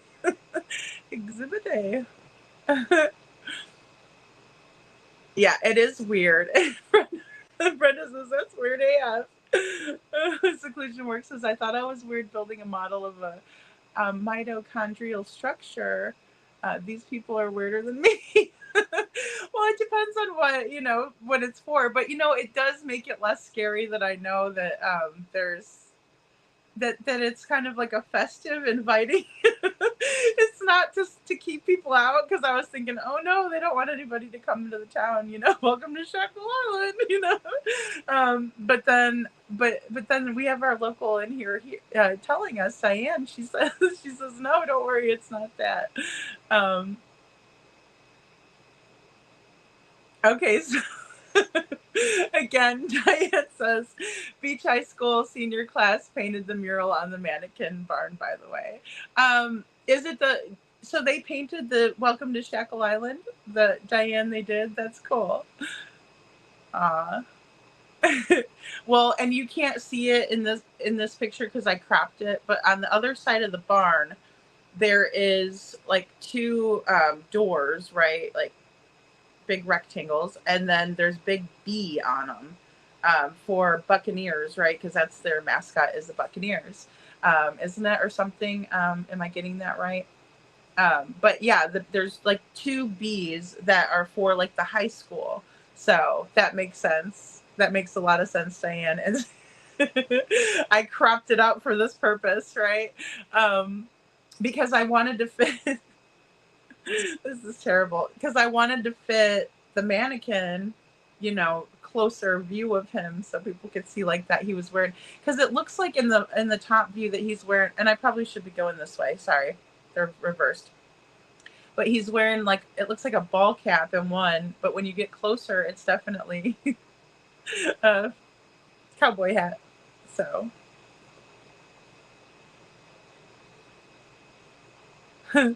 Cece, that's so hard to believe. I don't know the accounting for taste with that one. Seclusion works. That's a good thing to be unique. I don't think of people as weird. I think they're unique. I think people are unique, and we all have something unique about us. So I still don't want. I still don't know where this Seth taking a nap off of the camera rumor came from. That was another one that came from Terry Lynn. She said that he was taking a nap off of camera, and that he was gone, and then pulled in Mr. Jones and his wife into it because he was Seth's friend and worked with him. And that was very odd too. And just knowing how it feels for people to just lie and then people believe them. People believed what she said, and then she came out and said it again. Just recently again. She said it months back, probably back in, I don't even want to say a specific month, but maybe December to January, around that time. And if you guys know, let me know. But then it was said again recently, whenever she started making the rounds at the, different places where she was telling us, don't go this place, this person's a bad person, this, and then she's over there and she's like, I can be friends with whoever I want. I was like, nobody cares who you're friends with, like, legit. But what are you doing? Like, what are you talking about all of a sudden? Like, it's weird, and for people who don't understand and weren't behind the scenes on it, they don't get it. It's like, why would somebody switch and flip like that, And I feel so bad because people are hurt by it, and then you have the person who hurt everybody up there like, I can do whatever I want. Who cares? Take the link, take it, and it's like, what are you talking about, psycho? You created your own shit. It's your bed, lie in it, why are you upset with other people? And then everybody's like, I don't understand the switch. I don't think there was a switch. I think that Terry Lynn was trying to get information out of everybody that she can get information out of. The people that she knew from well before any of this happened, to getting to know Seth, to all of that. And that's what I've kind of concluded, based on what I've seen. If there's other things that are brought to my attention, I'll definitely consider them. But as of right now, and hearing that, and always wondering back, why would somebody call deliberately in the middle of the live, and why would Chris get down and to come to find out it was Terry Lynn? And I was like, well, that's really weird, and I'm like, well, maybe, there's a couple of things. One, that I thought originally it was because she wanted to set up an interview with him for her live later on, which he did do a live with her later on. But to me, I think it may have been a pep talk. I think she may have been like, you know what? Everybody thinks that you won't talk to men. You only want to talk to women, and got him fired up. And she knows how to do that. You should have saw the other day what she was doing to another creator, demasculating, talking about his SA experience, all of it. It was absolutely the worst thing I've ever seen, and I can't believe that anybody allowed for it. It was weird that adults were like setting with that. Yeah, but I thought maybe today when I was looking, maybe she called him to give him a pep talk, something like that. Or it was time to, make sure he had the script down pat, or it was, in my opinion, most strongly to set the stage that he does talk to his daughter Faith, and that was her calling at that time, right? Because immediately Katie's like, well, that can get cleared up. That's cleared, like a petulant teenager. Oh, well, you guys are stupid. Wrong. Haha. Moving right along. He's not clapping, y'all. He's not clapping. No. Come on. Yes, he's clapping, Katie. Okay, and we're not dumb. Mama Marisa says, someone told me that came from Terry Lynn, but I'm not sure if it's true. Yeah, that's my understanding, Mama Marisa. Thank you. Yeah, because they've just said horrible things that aren't true, right? If it's a horrible thing and it's true, then that's one thing. It's like, okay, well, then that other person needs to do better. But if they're saying horrible things and it's a lie, then they need to do better, and they need to stop it already. Go find something else, if that's what you're gonna do. But that'll never happen. They're very invested to the tune of 100. I'm almost $200, right? That's very invested. There's something very wrong with that scenario, that a man would give another man, I don't know either one of them, but one of them stalking me, and I have a protection order against this person. After finding that out, Elevated Truth sent him $180, almost $200. For what? For what? I have the PI making statements about me having a warrant still. For what? So you could lose your license? Because that's where you're headed. It's ridiculous. But then I hear this today, and I'm like, well, that makes a lot of sense now. Because obviously, Terry Lynn was involved with all of them back then. She's searching with Seth, but she's making phone calls to show that Chris talks to his daughter. I didn't do it. It wasn't me. I'm just telling about it, Oh, yeah. I don't know if they're banging, but I sure hope not. That's weird. But I'm just here to tell you that it's in my opinion that whole act that they do, like they don't like each other, they obviously do. Because I would like somebody if they lied for me and made a phone call and made it look like that way I would look good. I'd probably like that person too. Brenda Calvert says, yes, we need to keep the pressure on. Sebastian's army will not stand down. That's right. We have to, and we have to be stronger than the bull crap that they're going to pull, and we have to be stronger than $180, to harass, to stalk. We got to do it, Megan Els, you guys are so funny.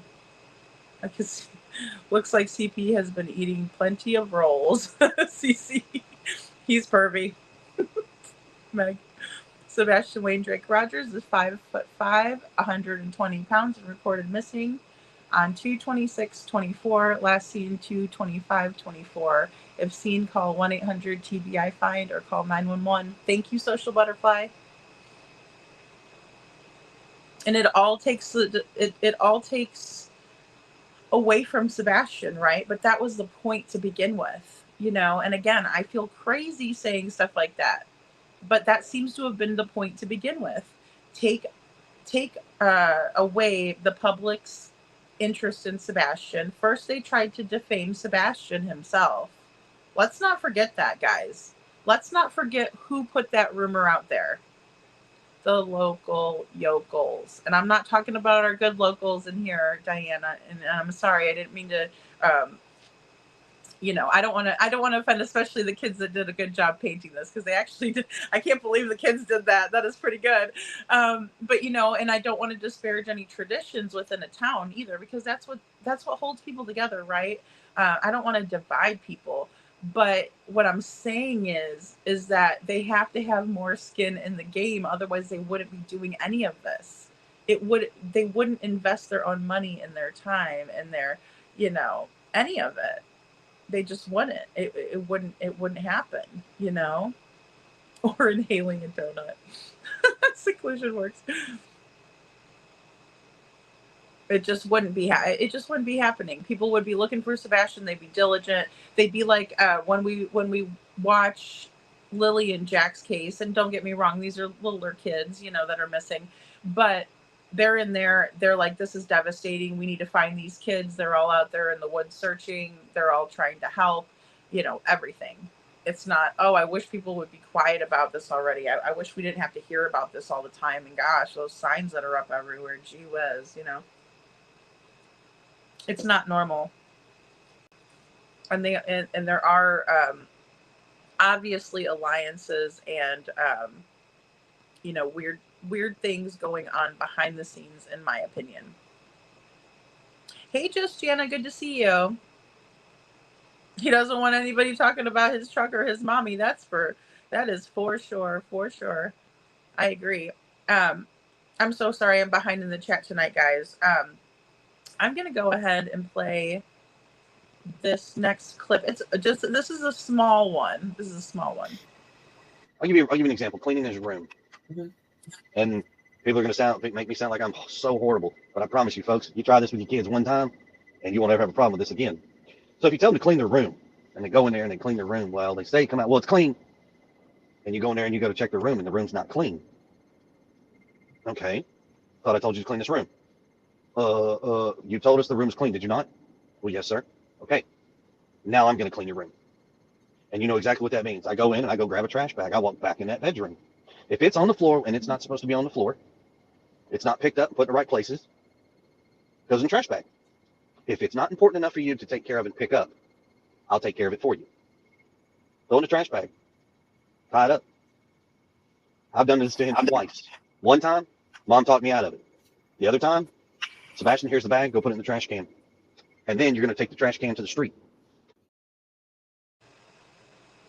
Okay, guys. So then you're going to take the trash can to the street. So this was another unexpected clip that I found, but I was wondering, is this a chore or a punishment? Because we did see Sebastian really kind of get scolded a bunch of times at the Texas Roadhouse.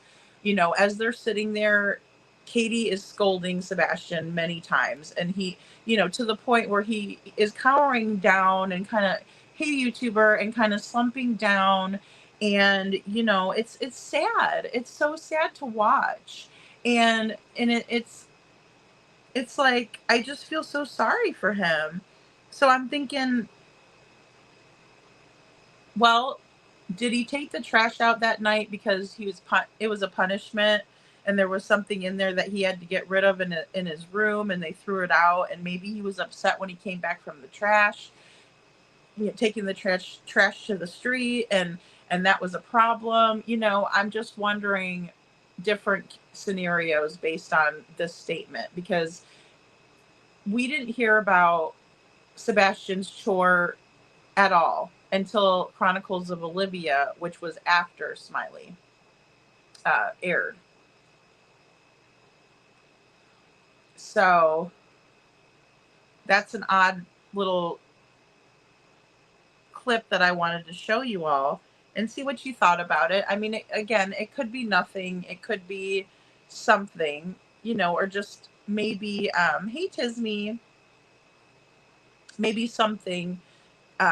Again, like I said, I didn't want to put all of what Chris disclosed to the public about how he treated Sebastian, and all of that, because I know we've all heard it really ad nauseum. But I think that little piece was interesting there, It was very interesting to me because I'm thinking, okay, does he have, is this a punishment of some sort when he gets home, if he made it home, um, or is this part of what he does as a normal chore? Because it was trash night, no denying that, right? The trash truck did come at its normal time through the neighborhood around 5:30, right, in the morning, and picked up. So yeah. And see here, a YouTuber says, in my opinion, Sebastian did not take the trash out. Exactly why, I don't know. Yeah, well, and I mean, I think that's valid, YouTuber, absolutely, because it's like we don't know. We just really don't know. And either does Seth. He has seen the video, and as I said before, I do trust Seth because of how straightforward he is. Like if you ask him a question, he's not going to tell you, well, let me back up and help you out. Like, he's not like that. He will not do that. He'll say, if I said, what did you do after work yesterday, Seth? He'd say, I went to the store, I bought, a soda, and I came back, or whatever. Like, and I came home and whatever. But if you ask Chris, hey, Chris, what did you do yesterday? He's going to be like, well, first of all, who's asking and who wants to know? And, it's like, what? What do you mean who's asking and who wants to know? I'm asking you myself. I just asked you. There isn't any malice or malicious intent behind me asking. I'm asking so I can better understand the situation. Now, when you ask Seth a question, he understands that because he wants just as much understanding.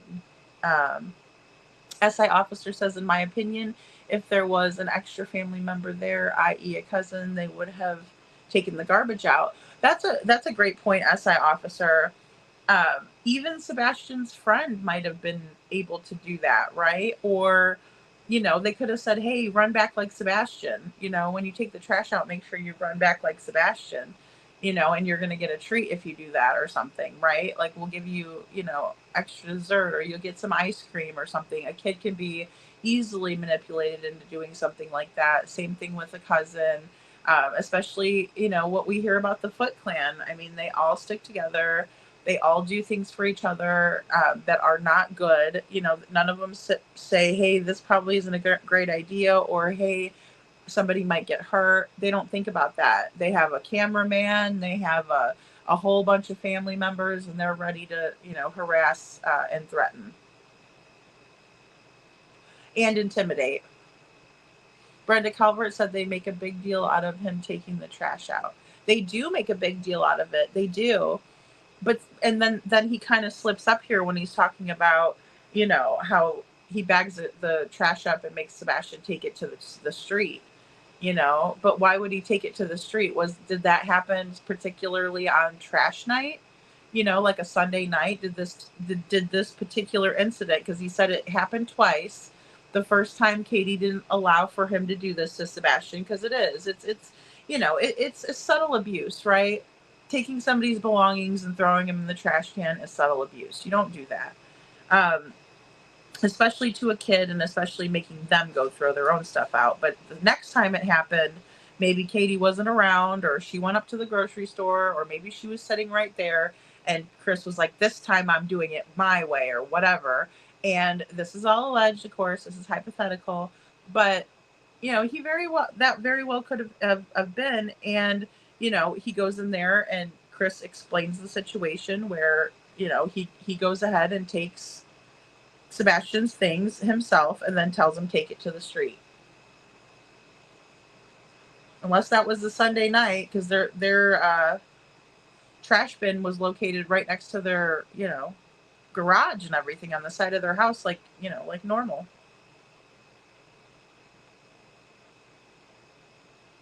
Katie's another Leilani Simon. I agree. Leilani, right? I agree. Hey, Mima for the Missing says, Chris's favorite line, what's that got to do with the eggs in China? That's right.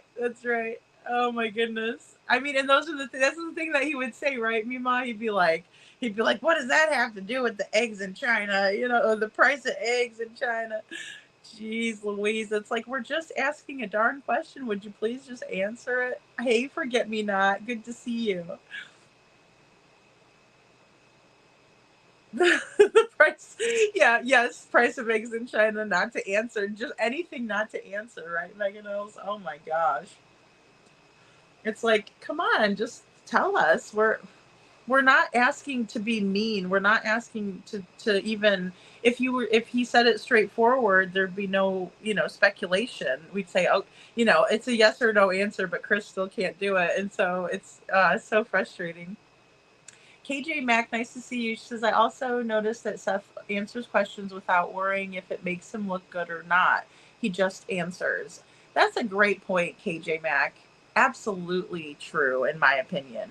And that's another thing that makes me believe what he says, like that's why I'm very reluctant to trust anybody, right, guys? I'm kind of, like that, but and I think a lot of us are in true crime, right? At the very least, we're like, trust no one, but I'll say, I mean, that's why I find him to be, credible, and I take what he says as credible because of that, Thanks, KJ Mack. That's a great point. It's only a matter of time until CP and KK hope they lock their asses and get locked up soon. Yeah, Tisney, I think so too. I think there's got to be a certain breaking point, and we haven't really we've saw like the brink of a breaking point, but we haven't really saw a breaking point just yet, and I hope that we do. I hope that we do too. Thank you. And Carla says, Katie talks about how Sebastian walks and you could see anywhere, so she can copy his walk. So it was Katie taking the trash out. Well, and excuse me, also, Carla, that's a great point. And then also they were wearing those shoes that were so similar that from afar and on a camera, you're not going to be able to even tell the difference. And so that was another red flag to me too, YouTuber says KP gave way too much information about the video of Sebastian taking the trash out. She says FBI cleared it up and said it was definitely Sebastian, in my opinion. Total BS. Yeah.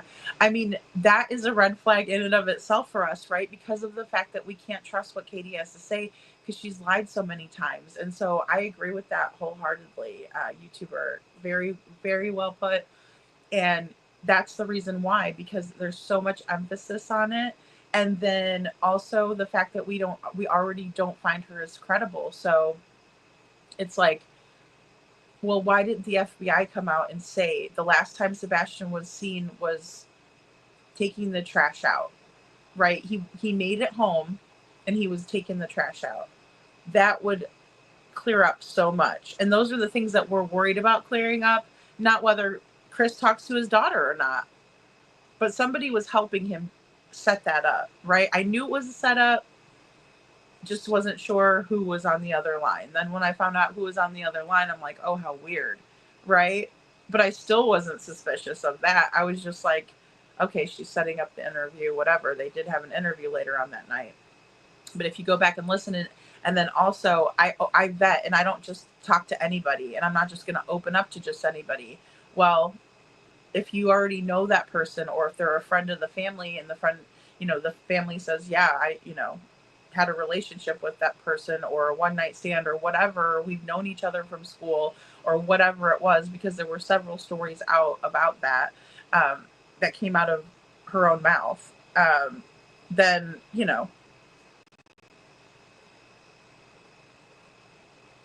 it is what it is. I mean, he's going to talk to her. He's not going to have to really vet her himself, because he'll just call his family member. Oh yeah. Okay. Talk to her, and obviously she was involved, because right away Katie's going, oh, see, he talks to his daughter, see. Weird. And those are the things that you don't catch in the moment, or you don't catch at that time, because, you're thinking this person's out there for Sebastian.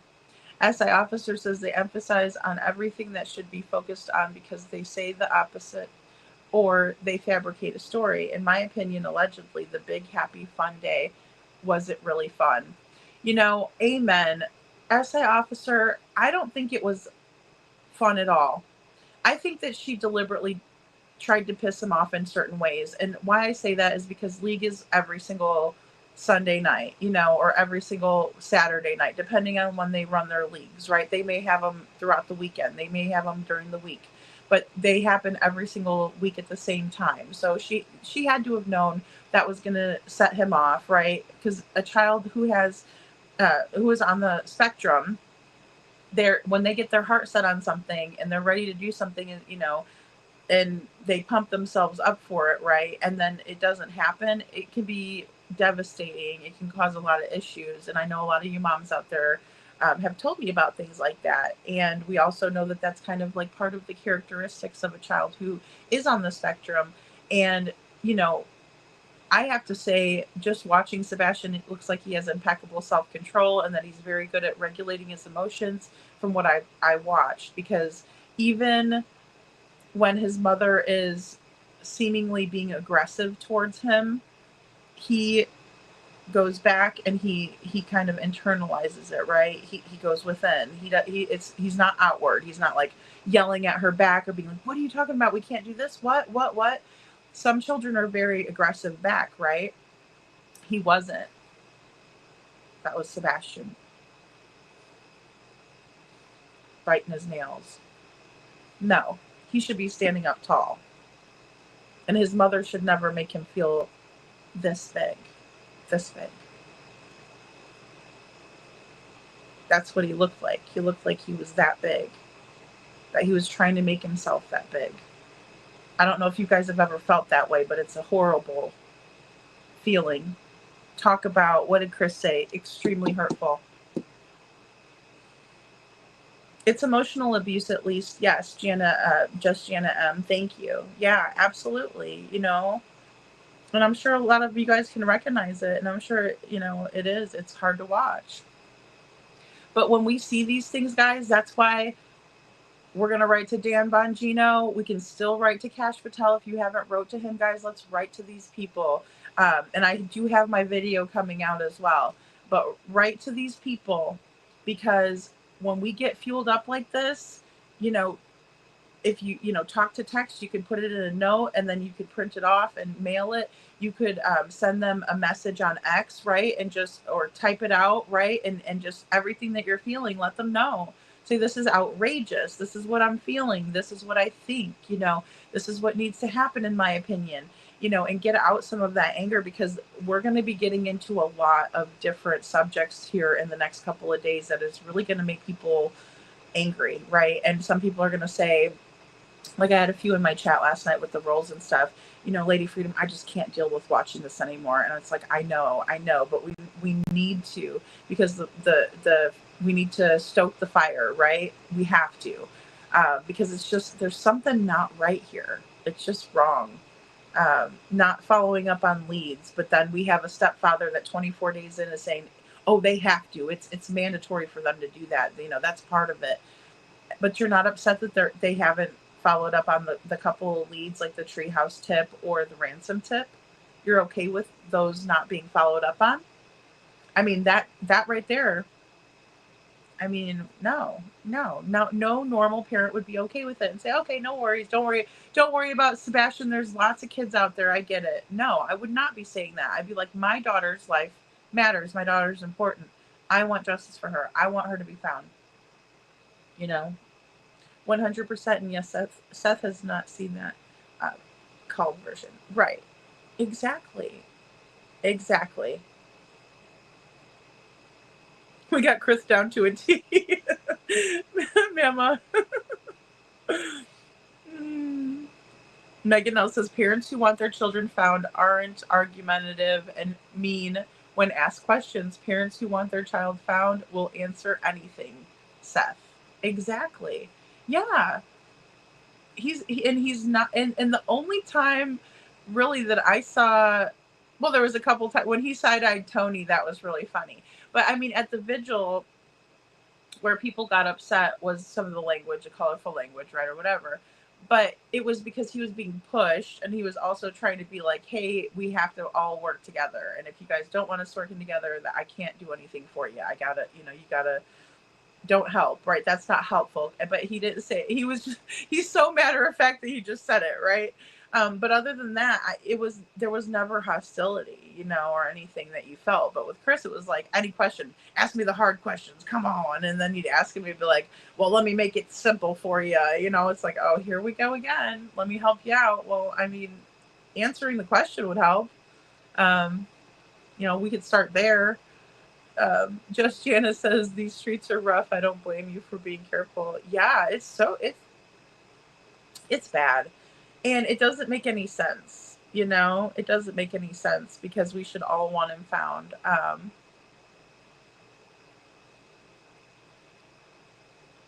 Kathy, so about real estate agents in Florida. It's actually cheaper to get my license here. And it's not as extensive because I looked into it before I moved, because I was going to switch it over and see if I could, what I had to do. But all you do is you just basically, I could have still held my license in Missouri, but I'd still have to pay every year and do my continuing ed for that. So why, if I'm never going to use it again? So that's why when I moved here, I was like, oh, it's so much cheaper to get it. And it doesn't seem like you have to jump through as many hoops and,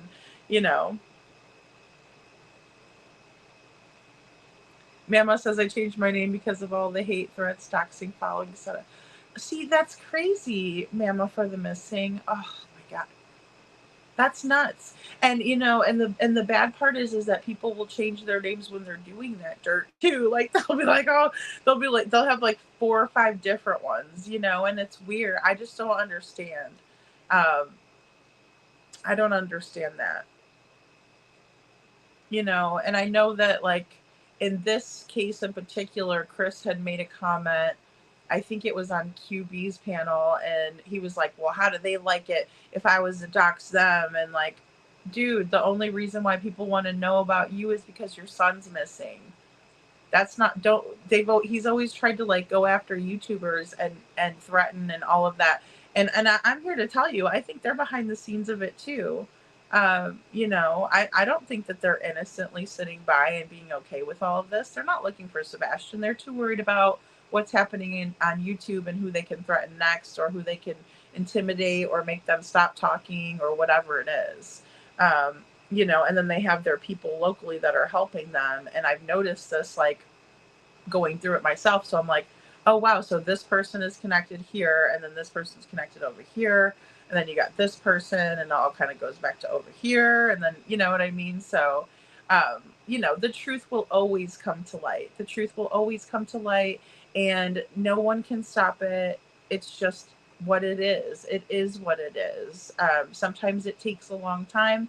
Sometimes it happens quickly and people ruin it for themselves, and sometimes you don't even have to expose it. They'll just do it for you, and that's been happening a lot here. So that's why I haven't really addressed a lot of it, but just hearing that today, I thought, oh, we need to discuss this, because this could be a lot deeper than any of us even realize.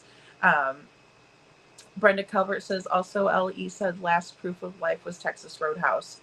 Oh my gosh, that is such a great point. If we're looking at what law enforcement said, right, solely, that is such a great point, Brenda Calvert. Also, LE said last proof of life was Texas Roadhouse.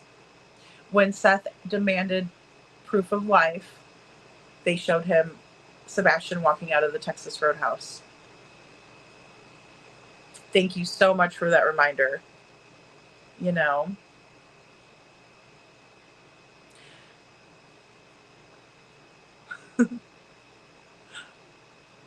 Meg the monkey.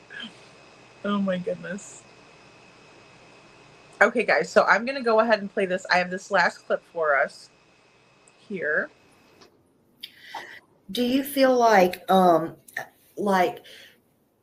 he was ever a burden at all on you or your relationship, either one of you? Was my stepson a burden in my marriage? Yeah. No. Oh. No. No. The burden, so what has always been a struggle, and anybody who's married and has, you're a step parent, okay, that struggle of That's a being able struggle to, itself. yes, very much. And then you've got discipline on top of it, and, what you can do, what you can't do, because you've got the other parent and this parent. That's always a struggle. When you can get on the same page with each other, Mm-hmm.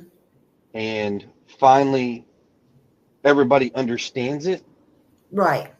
man, it is a beautiful picture. Beautiful. Now, am I saying everything's sunshine and rainbows? No, it's not. Right. But it ain't high tides and tsunamis either. I mean, I would think my life was in a shamble if my stepchild went missing. That would be the ultimate worst thing that could ever happen, period, to your family, right? If you think about it, and I get that Faith wasn't living full time, so, with them, so I understand that. But for Chris to say that everything's hunky-dory or try to make us believe that it was before when we know it wasn't now is really, really hard to listen to, right? Because, I mean, I would just be beside myself. I would say, my God, I just can't even believe my life is what it is today. If you were to tell me last week that my stepchild would be missing, I wouldn't want to talk to you. I wouldn't want to hear it. But instead, he's just like, no big deal. Weird. Worried about himself. Smiley asks, and this was the actual clip that I wanted, and then I went down a completely different rabbit hole. But Smiley asks Chris and Katie, was Sebastian a burden on you or your marriage or any of that, your relationship? And then Chris, Katie's response is not, absolutely not, or no way. What are you talking about? I might even ask her that. I might have even said, what do you mean? What are you talking about? A burden? Hell no. What kid's a burden, right? But they don't say that. We actually hear Chris ask the questions back to Smiley. Is Sebastian a burden? What? The answer is no, asshole. So then Katie, you can hear her, and I had to turn her up. No. That's it.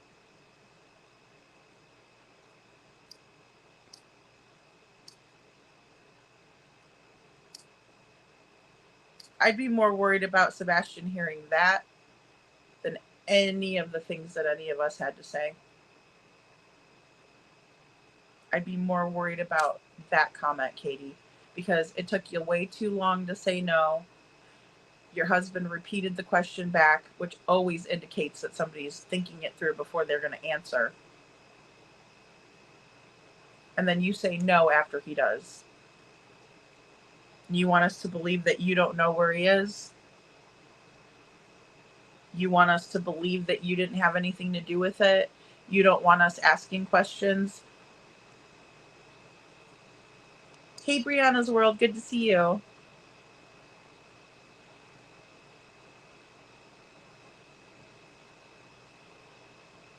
KJ Maxx says he's specified in my marriage, but there is a burden he will admit to, sort of. Word change to struggle. Yes, absolutely, right? He definitely did. He changed it up to be like, to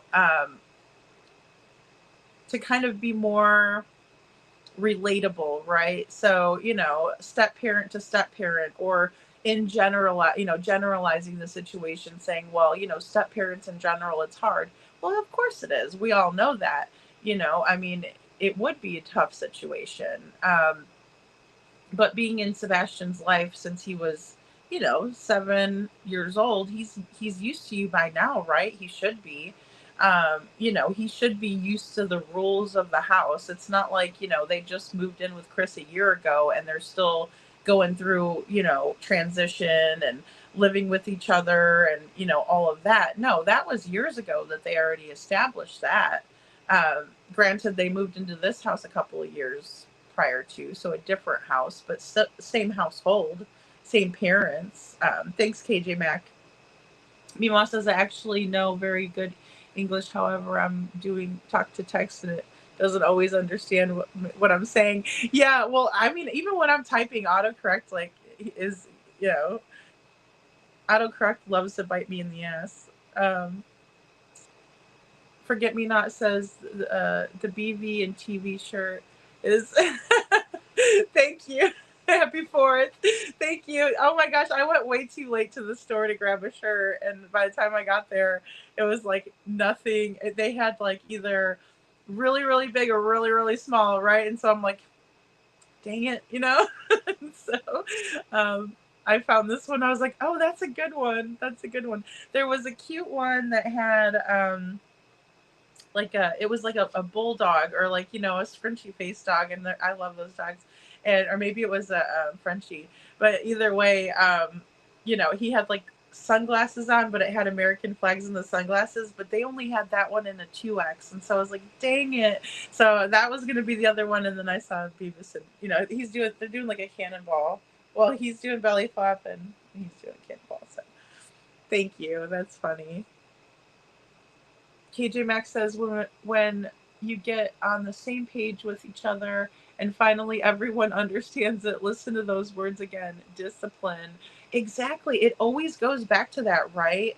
Like, even though we see Sebastian watching for his mom to give him the cues for everything, right? Like when they go to get up, he watches for her to start getting up and then he gets up, right? When he goes to get the roll, he's watching her, and then when she's done buttering and getting her stuff situated, then he goes in to get his, and then she says he can't have it, gives him the look, or maybe she says something, but it looked like, but it always does come back to discipline.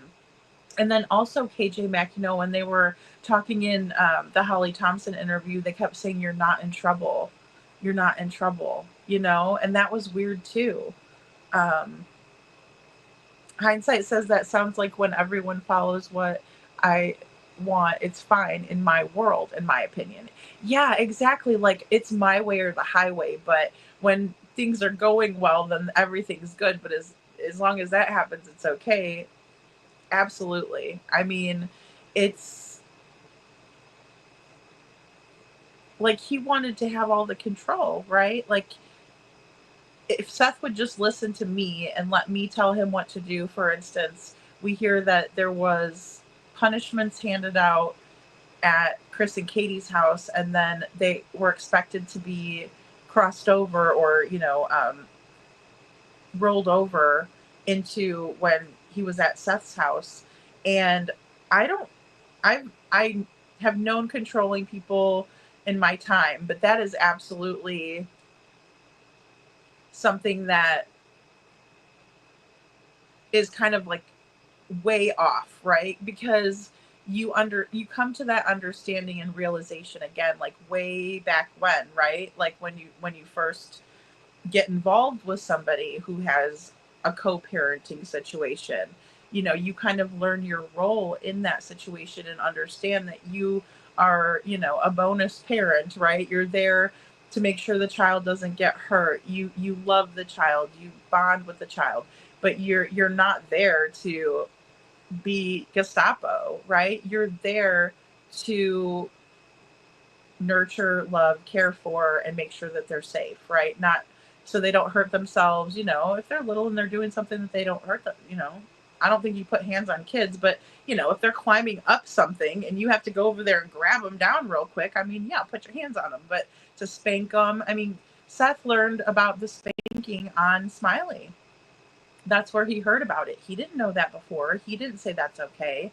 But again, it's weird that Chris wouldn't accept his role and understand that you're not there to be the disciplinarian.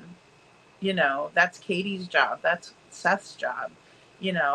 Again, if there's something, if they're going to run in the street, by all means, but again, that's not even discipline. That's more, I mean, I guess if they went to go run in the street, you get them out of the street and you say, oh my gosh, you could have been hurt, and you explain it to them. You don't go knocking them around for it. I mean, what do they learn? Nothing. Nothing, nothing, nothing. Brianna's World says CP and KP act like there is no urgency for Sebastian to be found. I agree. Yeah, and that was like right in the beginning of the interview still, I mean, and God, it was like a 3-hour one, you know. He finally got KP on his page of discipline.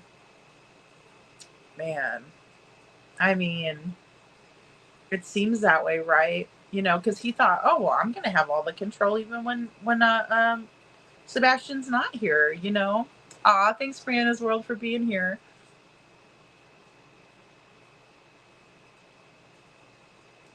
Didn't CP say in the beginning that Sebastian was being a problem for him and his family? Yeah, he did. He did. Well, and he was also saying that, he didn't want Faith around Sebastian. And he was the only one saying that. Her mother, Nina, was like, they had a great relationship. She loved Sebastian. That's her brother, that's her older brother. And in that relationship, Faith was a baby and Sebastian was meeting a little baby, right? As a stepsister. And so that bond is going to be very strong, very, very strong, because it's a baby and a young kid, right?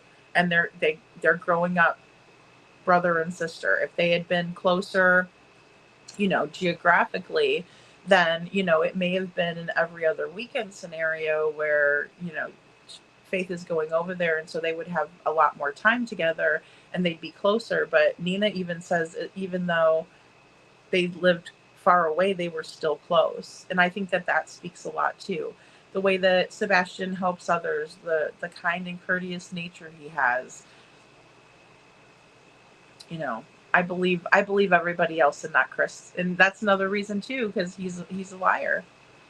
Seclusion Work says, I have worked with fools like CP and had them ruined, terminated from research. Yeah, well, I mean, and that's the thing. A lot of times they'll do it to themselves. Seclusion Works, it's true, because they don't even realize it, and they're so angry,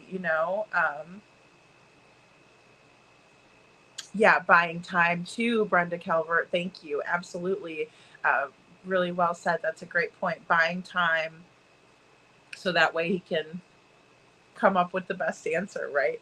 And when really that is such a clear cut and dry thing. Like you should never feel like your children are a burden, right? That's not normal. But I mean, I'm not saying, oh gosh, if he did, he's such a horrible person, or he could, be capable of red rum or something. I'm not saying that. I'm just saying it is so bizarre that your immediate, especially Katie, where you at, response should have been no, never. Mm-mm. What are you talking about? He's a blessing. I love him. None of that. Not one thing like that. He didn't just restate the question. He added a qualifier to it. Oh, KJ Mack with the win. He did, didn't he? I mean, my Lord. And it's like, those are the things that people, like even you or I, sitting there, if we were in his position, we would do the same thing, right? We would show our ass, because, and that's why these interviews are so important, because, it's like, we don't even know that, he doesn't even know he's doing it at the time, but he's doing it, right? Hey, Meow, thanks for being here. The rules don't apply to me since I'm better than you. Yeah, absolutely. That's a narcissist and the superiority complex. Yeah, absolutely. Seclusion Works. Yeah, the rules don't apply to me since I'm better than you. Absolutely. Absolutely. Carla says, that pic behind you, lady, I cannot stand to look at Craddock as much as I can't stand to see or hear Chris Pussyfoot. It's so funny. I know. I put him on the cactus, prickly cactus that looks like stuff. Junk. As the opposite. SI officer says, um, again, everything that we say is the opposite. Something happened. We have to analyze the responses. Well, and that's true, right? Because it's like establishing a pattern and a baseline. It's been really tough to do that with these two, and I've really tried to do that with their own words to kind of show us, but oh, that's fantastic. Brenda Calvert says, I ordered a Tom Petty themed 4th of July shirt. It says, loves Jesse in America too. Oh, I love that. Oh, that's so cute. It's too small. Dang it. Oh, no. I know. I hate that when I'm like on online and then they'll say like recommended. I always try to go to the reviews and then I'll always try to post a review to help because I know it's so hard when you order stuff online. How it fits but that's all they had. Yeah, because I just went to Walmart really quick and I was like, they have to have 4th of July shirts. I see them all the time. But everybody bought them all and then there was like, very little left. So that comment is that in trouble. Oh, okay. SI officer says that comment that he's not in trouble tells me that night he was in trouble for something. Right. And something happened in my opinion. Exactly. See, and that's what I was thinking back about the trash when he's telling them, take it to the street, like, was that really Sebastian's chore or did something happen then? You know what I mean? Like, that's where I'm at. But then I'm also thinking, did he even make it? I'm still wondering about that, because again, there could be a misstep. And I think they're I'll just say this. I would bet my bottom dollar that there is a misstep somewhere that we keep missing and we're going to find it eventually, or law enforcement. Somebody's going to find this what they missed, right? And that could have been why the 3 a.m. lights happened. Because, I can't imagine them wanting to, as much as he's tried to keep us away from their house where Sebastian went missing from, right? As much as he's tried to keep us away from there, why would they draw attention there? So unless they thought that they jammed cameras or unless that they thought they were okay or,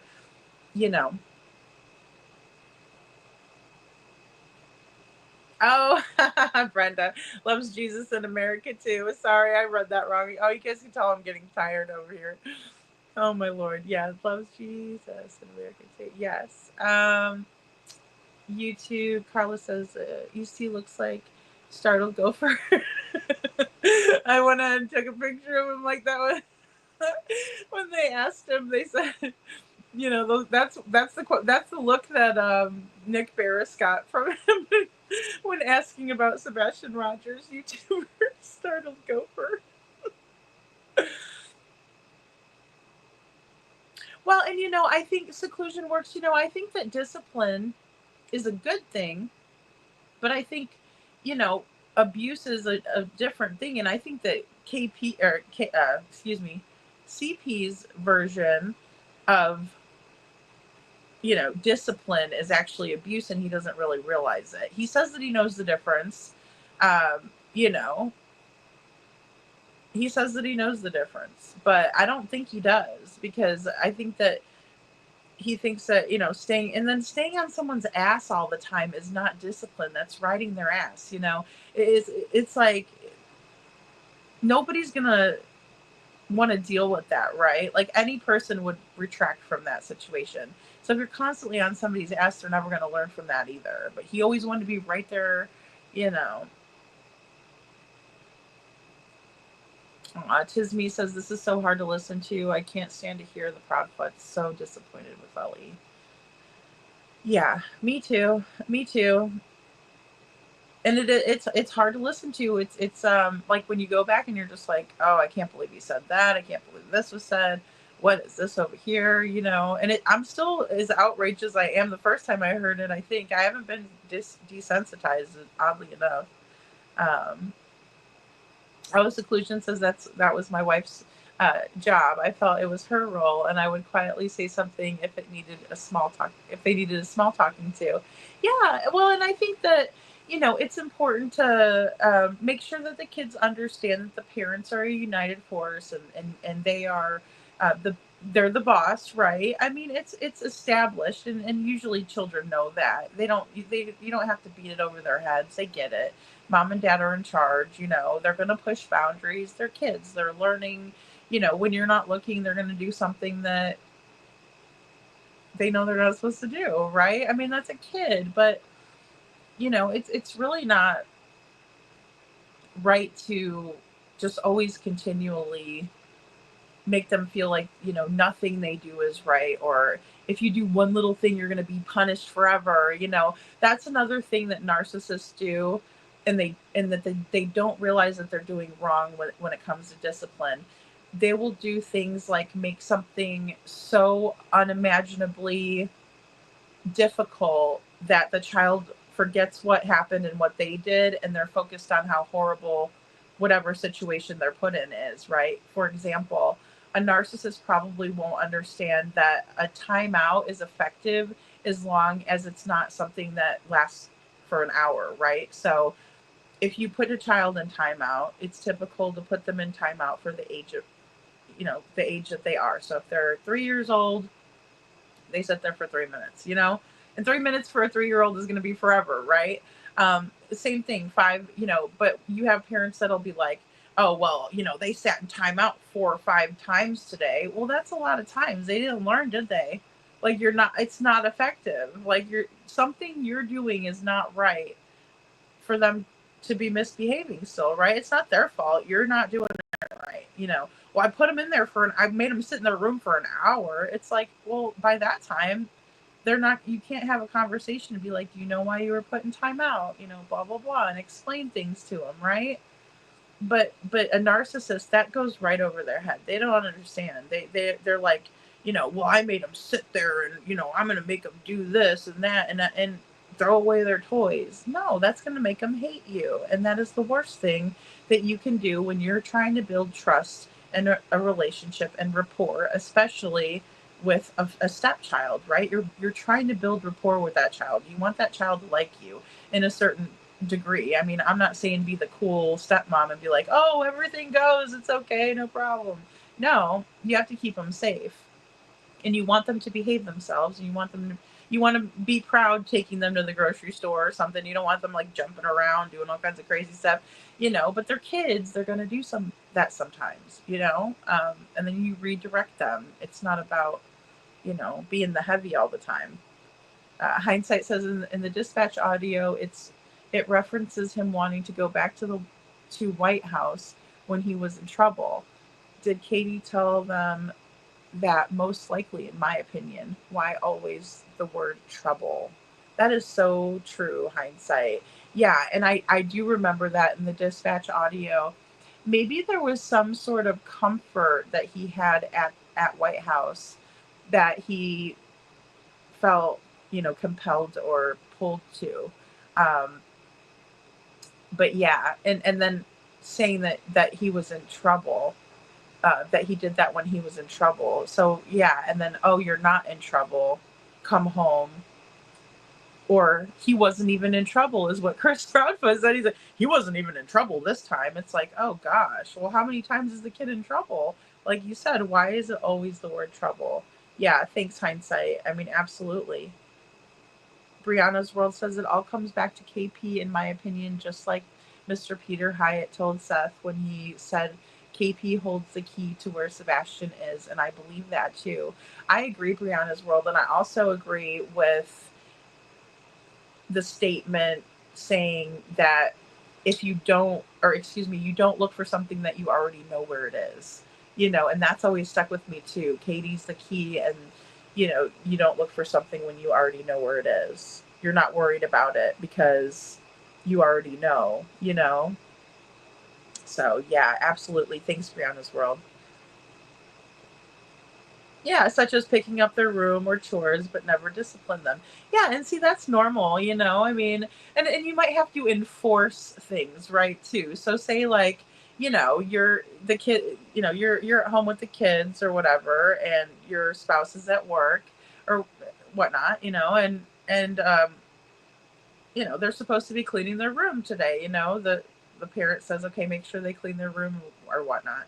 You can use the other parent as leverage too. You could be like, I'm going to tell your dad if you don't, I'm going to tell your mom if you don't, you know what I mean? Like, you could always do that. I mean, too. So, I mean, yeah, you may have to enforce some things, but the kids know that whoever, well, if your room's not clean when your dad comes home, you'll have to explain that to him, you know what I mean? Or something. Like, there's a lot of ways that you could do it in a non-confrontational way, and then you walk away from the situation. If they don't do their room, they'll deal with, whoever.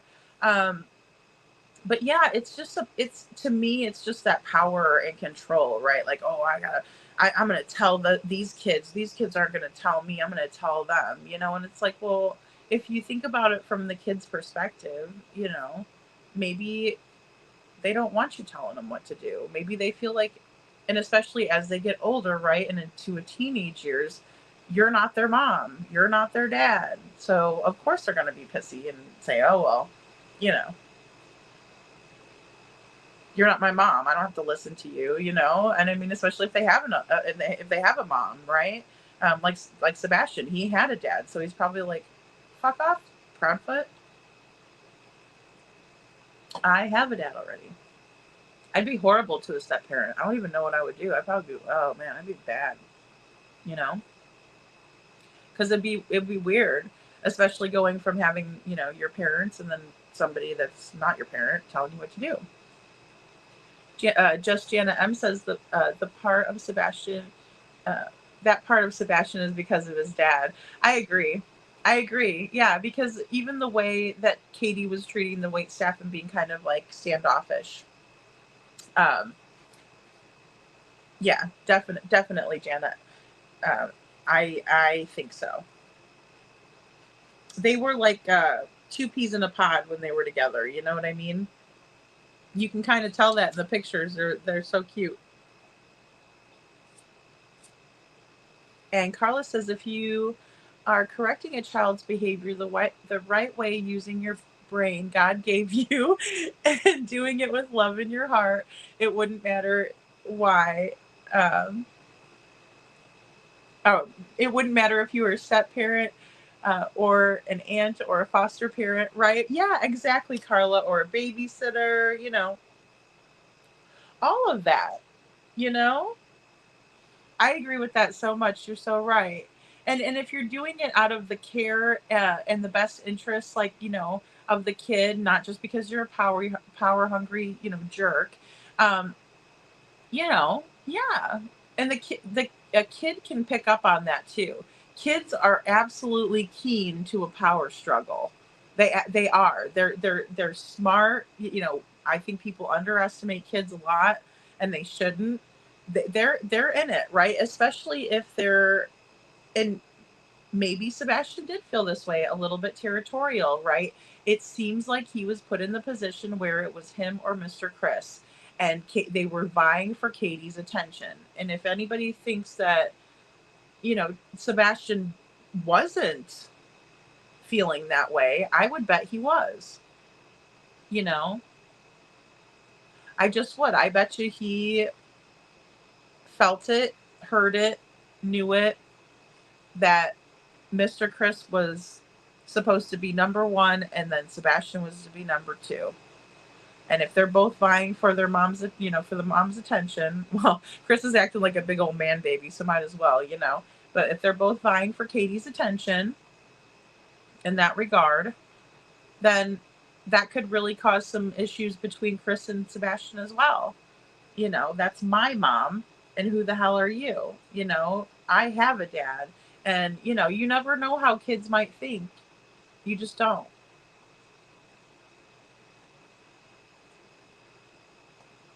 Brianna's World says, I agree with you. Hindsight, they always say trouble, and I find that not in a good way. Right, exactly. It's weird that it always goes back to trouble, isn't it? Seclusion works. That's cute. She says, the scariest words I said to them, wait until your mother finds out about this. I love that. And for a little kid, that's enough, isn't it? I mean, I will say teenagers are a little different. Sebastian was a teenager, 15, I get it. But still, even those words I think would work, especially when we see the dynamic of Katie and Sebastian. He is absolutely respectful of his mother.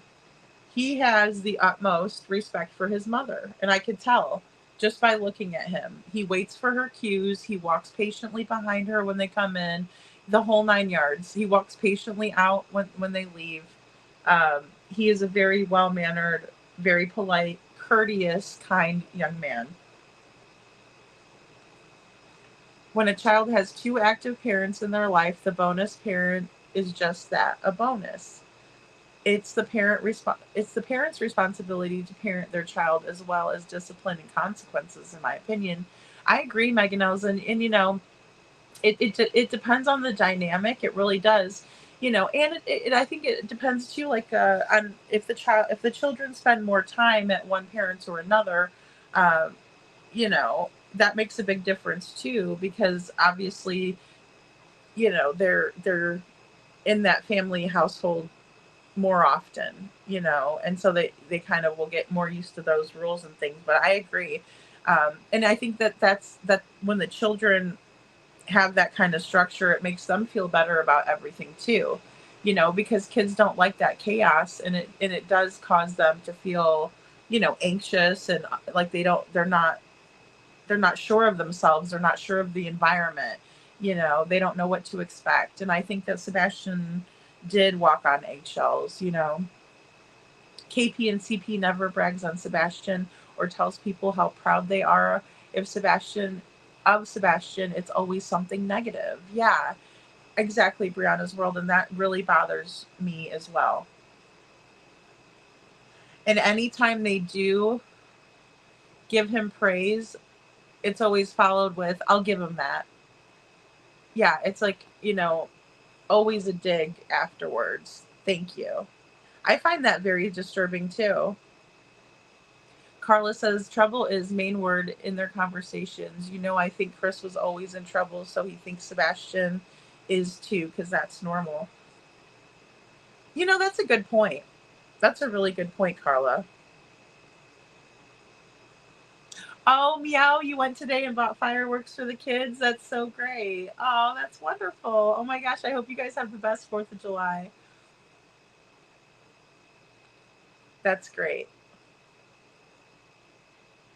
He was hindsight says, in my opinion, Carla, he was the definition of of that word for this child. Yes, I agree. Brianna's World says Craddock and KP all were on the same ships together during the time that they served. I mean, they were together the whole time. Craddock should excuse himself and let FBI take over. It's a conflict of interest. I agree, Brianna.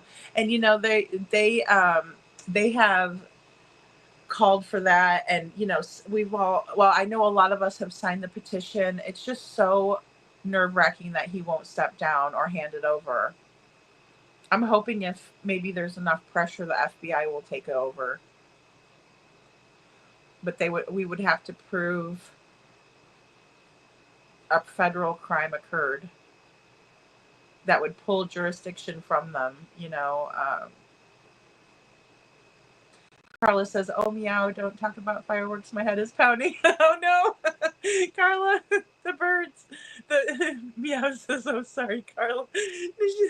Meow, the birds are going crazy from the fireworks. Hindsight says, I agree. There is something that is not seen that needs to be seen to fit it all into play, in my opinion. Yeah, and that's the thing. It's just like that's something, because we're missing some things. We're definitely missing some things, and we're missing clarity on some things. Yeah, I agree with you too, Hindsight. I mean, it's just, oh gosh. And it feels so close sometimes, and then sometimes I get so discouraged, Oh, kid-friendly ones, yeah. Like sparklers and stuff. Those ones, not the loud ones, yeah. Yeah, great point. Brenda says, I definitely think that they thought all of the cameras were jammed. Yeah, I mean, I think they felt pretty confident. If they did show up in the neighborhood to do all of this, they had to have had some level of confidence that they wouldn't be seen, unless their mistake is that this wasn't premeditated. I can see where they would have had a couple of missteps, and that's why they didn't anticipate being seen. But their confidence level, and then also others' confidence levels, makes me think otherwise. And their reaction to the flashlight video and the stills and everything. SI officer says the same has been said for Simmons. So you've got Simmons with TBI, and you've got Carter with local. No wonder if info has gone nowhere, in my opinion. Right. And, just like Chris was saying, we can get Bobby and Carter on the phone, bragging about it like that. Ken Widener going and giving them updates like they were going to meet for breakfast and coffee, tea and crumpets. It's all like very obvious, when we look back.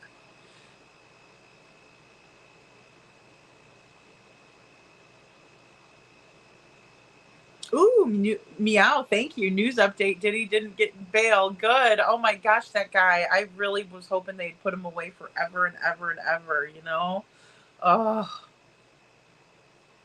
Well, I didn't know that, Brianna's World. Hey, Babs, good to see you. Hey, is there something new? I'm just getting on, been a long day. Hope you're well. Oh, I hope you're well. I'm sorry for your long day. I know it's kind of coming up on the weekend, right? So that's a good thing. But no, we're just kind of going over a couple of statements and kind of getting to know, a little bit about kind of why the locals have been so involved. We're kind of just discussing that, and then also just the dynamic in the family, what Sebastian was kind of having to go through, or within the household, just kind of like what we've known so far.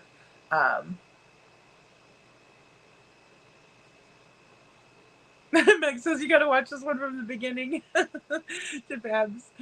Brianna's World says, my daughter is full-blown epilepsy, and the seizures have damaged that part of her brain that works her speech. So she has a speech impediment, and it is special needs. No way would I let anyone spank her. Right. Absolutely. Well, and that's another, thank you for bringing that up. That is another very strong point, Brianna's World. And when someone's more vulnerable, and I think with Sebastian's, it was, well, there's a couple of things, right? One, the pocket of fluid, but then also the social and emotional dysregulation that comes with being on the spectrum, and we know that physical abuse leaves long-lasting emotional and, psychological scarring. So, and then also when you have the emotional and psychological abuse also occurring, the name calling, the belittling, the oh, you got a one-liner in, I'll give you that, ha ha ha, that was real good, but try better next time. Those things those little digs can really hurt, and then on top of it you're getting spanked, and Bab says Sebastian was scared, a peacemaker, compiled with whatever Mr. Chris said, and he tried to keep a low profile, just like his mom. Yeah, I agree with that, Babs, and I think that, you could even see some of that projecting onto, from Katie to Sebastian, when, even Seth said that she wasn't always like that, I'm so protective over my daughter, and that's why she's always with me. The seizures are bad, and she stays with me at all times. Oh, I'm so sorry, Brianna's World. Yeah, and seizures are super scary when they happen. I mean, and a lot of people don't even know what to do in the situation. My mom had seizures at the end of her life. She had them because of brain tumors, but I mean, it is absolutely scary. And, I never wanted her to drive after I found out or anything, or, really be alone, like you said. So Oh my goodness. Well, we're going to keep you and your daughter in our prayers too. But she's so lucky to have you, Meg. Hey, Tina. Good to see you. Tina says, I think Katie's mother has Sebastian. Katie's mother, Rosenbaum, did some time in prison for allowing men to harm Katie. Yeah, I wonder about that too. Tina. But they said that they checked them all out. So, um, F off and F on. No, yeah. Megan L says nobody puts hands on my children, nor should anyone put hands on a child that isn't yours. I agree. Oh gosh, I pity the fool. I pity the fool. You know what I mean? Like,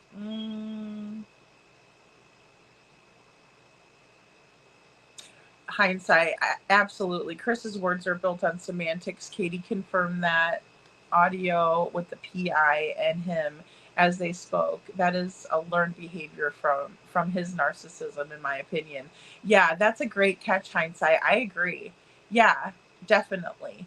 Definitely. And you do learn to kind of pivot and what's the word, evolve, and go with the flow, and make excuses, and you just learn that automatically, right? You always have to jump in, because it doesn't matter if you're at a barbecue, or if you're at the grocery store, or if you're you went over to your friends for whatever game night or something.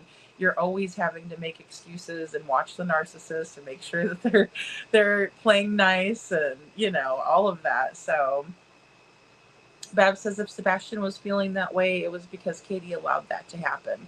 Oh, absolutely. Yeah. And she wasn't being very nice to him at the restaurant. We watched a little bit of footage too, again, where she was, telling him, this, and Sebastian just kind of like, sinking down. And he doesn't deserve that. Ever, ever, never. And he's a good kid. You could tell he was just such a good kid. Town Chat Cafe says, wasn't there someone in this group that was looking for a kitty name with names related to the Bible? Oh, I don't know, Town Chat. That's the first time I've heard of that. I mean, it's a possibility. Gosh, there's been so much stuff that's gone on here. If all three were on the same ship together, I think that'd be enough, Meg says. Yeah, I agree. I mean, that shows a very strong bond and like brotherhood as it is. I mean, even serving together, all of them together, period, would too, Sumner County Sheriff's Office should be investigated, in my opinion, 100%. I agree. Bab says, I do not play when it comes to my son. He's grown in age, but not in mind. Due to autism, and if anyone hurt him, I pity their family. Babs is like, I'm taking them all out, right? Well, and you just have to be that way. You have to be protective, you do, because kids, especially vulnerable kids, right? Especially vulnerable people. And arguably we're all vulnerable, but when it comes to someone who requires assistance and all of that, no, there's no excuse for it. And anybody that would overpower or try to overpower someone who has difficulties already is a real, shit bum, in my opinion. You're just a shit bum, and you need to do better. You need to figure out and reevaluate yourself, Tina says, oh, Sebastian going missing was planned. That is why Chris was at the Roadhouse. Yeah, and I still don't believe that he wasn't in the area that weekend.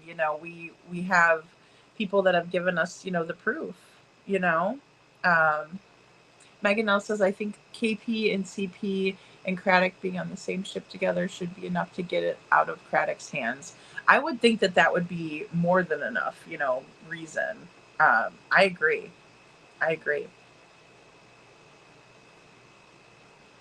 So couponing agrees too with Meg. Oh God. I think when writing these letters, we need to make that the standout point that he was made to wear a diaper. Yeah, I think so too, Meg. I think that is it's a very telling. Wow, and I wish we could send like a video message because, with him getting up and using the bathroom fine at the Texas Roadhouse, and then Seth stating, they even tried to give out all of his underwear to me because they were saying, oh, you're not using the underwear there.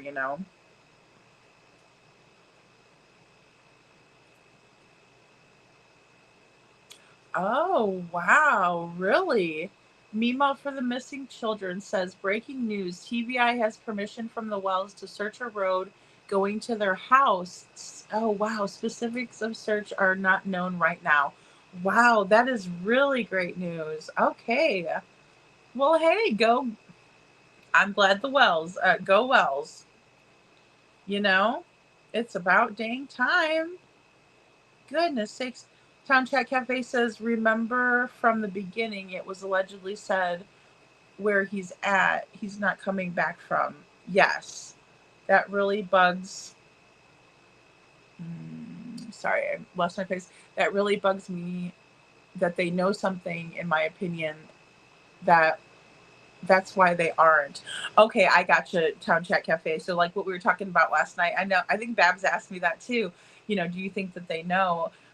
And it seems like they do, right? Yeah, because in the beginning, you're right. Yeah, they did allegedly say that where he's at, he's not coming back from. That's what I was trying to find the quote last night in my head, but I couldn't find it. But you're right. That's how it was stated, is that where he's at, he's not coming back from.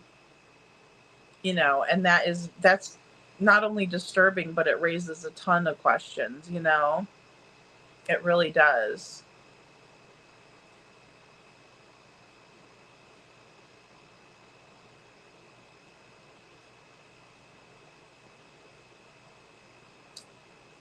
Mima, that's awesome. However, if the Wells have given permission, gives me pause. That's true. Well, that's a good point. Little Miss Sharon says, Mima, that's awesome. However, if Wells have given the permission, it gives me pause. Oh gosh, did they put, oh Lord. I just thought of something now too, but I won't say it. Oh boy. That's a good point, little Miss Sharon. Thank you. Hey, Borna, honey. Good to have you. Good to have you. Oh, you have a happy and safe 4th of July as well. Thank you. Aw. Aw, thanks, Meow. I hope you guys have a blast. And oh, did that come from CP? And the guy at the vigil said that it's bad. It's really, really bad. That was CC, allegedly the neighbor of Chris and Katie, that said that.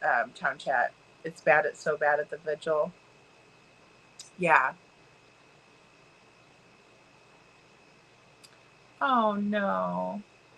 Beb says we have a very cruel manager who makes a hearing impaired, very sweet older coworker cry often. I've got special plans for this manager.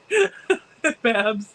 I don't accept cruelty to anyone at any time, and I don't stand by, and I won't stand by. Yeah, no, that's terrible. I'm glad that you're sticking up for her. I mean,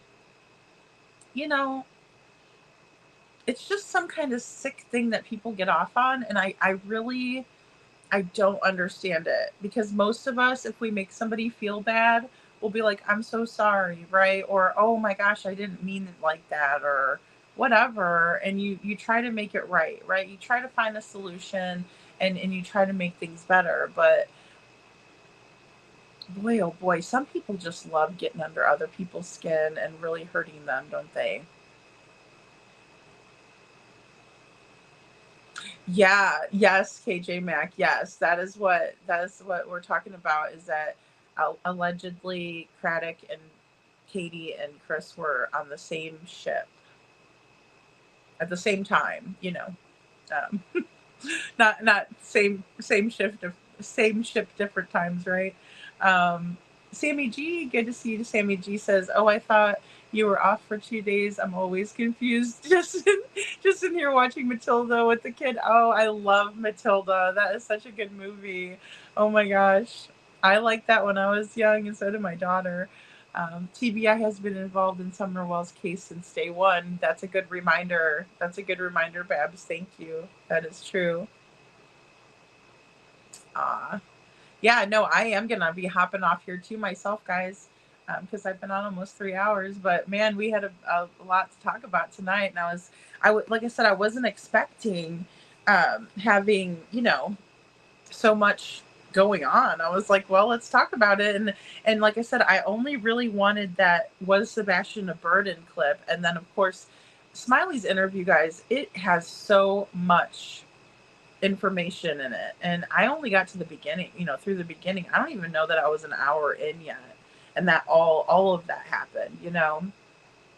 Sammy says, yeah, think of it, or yeah, think if that was CP, if he gave permission to search anything, need to search because you already know it's clear. Yeah, really, really. Well, and I wonder what's prompting them to want to search that particular area of the wells. You know what I mean? Because that's intriguing, you know. Worry about the places they don't want you to search. Yeah, that's true. Worry about the places they don't want you to search. Exactly. They're like, oh yeah, go over there. Make sure you search right over there, KJ Max says, Meg, very interesting. I'd like to get confirmation on that. Me too. Yeah, if you guys have like the clip or something, or even let me know which live it was in, I'll go look. I mean, I'm always looking through these interviews, right? Unless it's like ocean, maybe ashes spread, etc. Oh.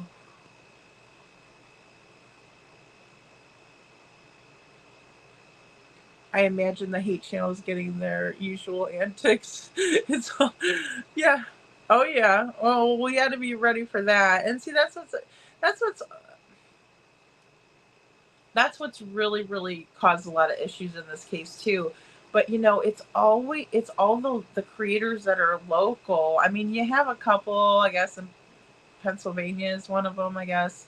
The TikTokers were kind of coming in and doing stuff, but mainly it's been the local yokels that are kind of like, trying to stick together, fit the narrative, and then quite possibly could be, I mean, sabotaging a lot of the signs and things like that. And then some of it could have been a large act on others' parts, based on what's transpired. I mean, it's just kind of cause and effect, So, but I had a great time discussing this with you guys all tonight. And I'm going to do a little bit more research for Saturday, because we're still kind of going over, why I think what I think, and what's kind of leading up to it. So, we've kind of gone over Texas Roadhouse again, what happened on Sunday, and then going into, the searches and everything. They searched the radius. We have Melissa Proudfoot coming out and saying, we've been searching since 6:30 in the morning. Well, they didn't even make the phone call until after 6:30 in the morning. So there was a lot of confusion there. But again, they're all involved in it. So for them to be all involved and having the guilty knowledge, we're going to have people slipping up, and little things are going to happen like that too. So those are really important things to remember. But I do have that one from Melissa. I found it yesterday. So, and then, what Mama Socks also said about it, about the search that morning when asked on Facebook. And then, of course, the letter writing campaign. I'm going to get that out to you guys. Most likely, like, probably either tomorrow or Saturday morning. It shouldn't be it should be pretty fast of a video just to put the information in there and stuff like that. So it shouldn't be too bad. But again, you guys can go find Dan Bongino. He's on X. They're all on X. So that's like the big playground for everybody now is X, I guess. So Yeah, Detroit Rock City. Yes, we were just talking about that. There's going to be another search for summer by the TBI. Yeah, and I'm glad. I'm glad they're you know, maybe the statement that they made yesterday lit a fire under their butts, and they want to get, out there and do it. So they need to. Summer needs to be found. Sebastian needs to be found. That would be a huge win, and let us know that they really are working on it. So, well, I love you guys all so very, very much. I hope you have a wonderful 4th of July. I'll probably put out like a community post or a quick video just wishing you guys all a happy 4th of July. But I appreciate you guys all so very, very much, and stay safe out there and have a wonderful time.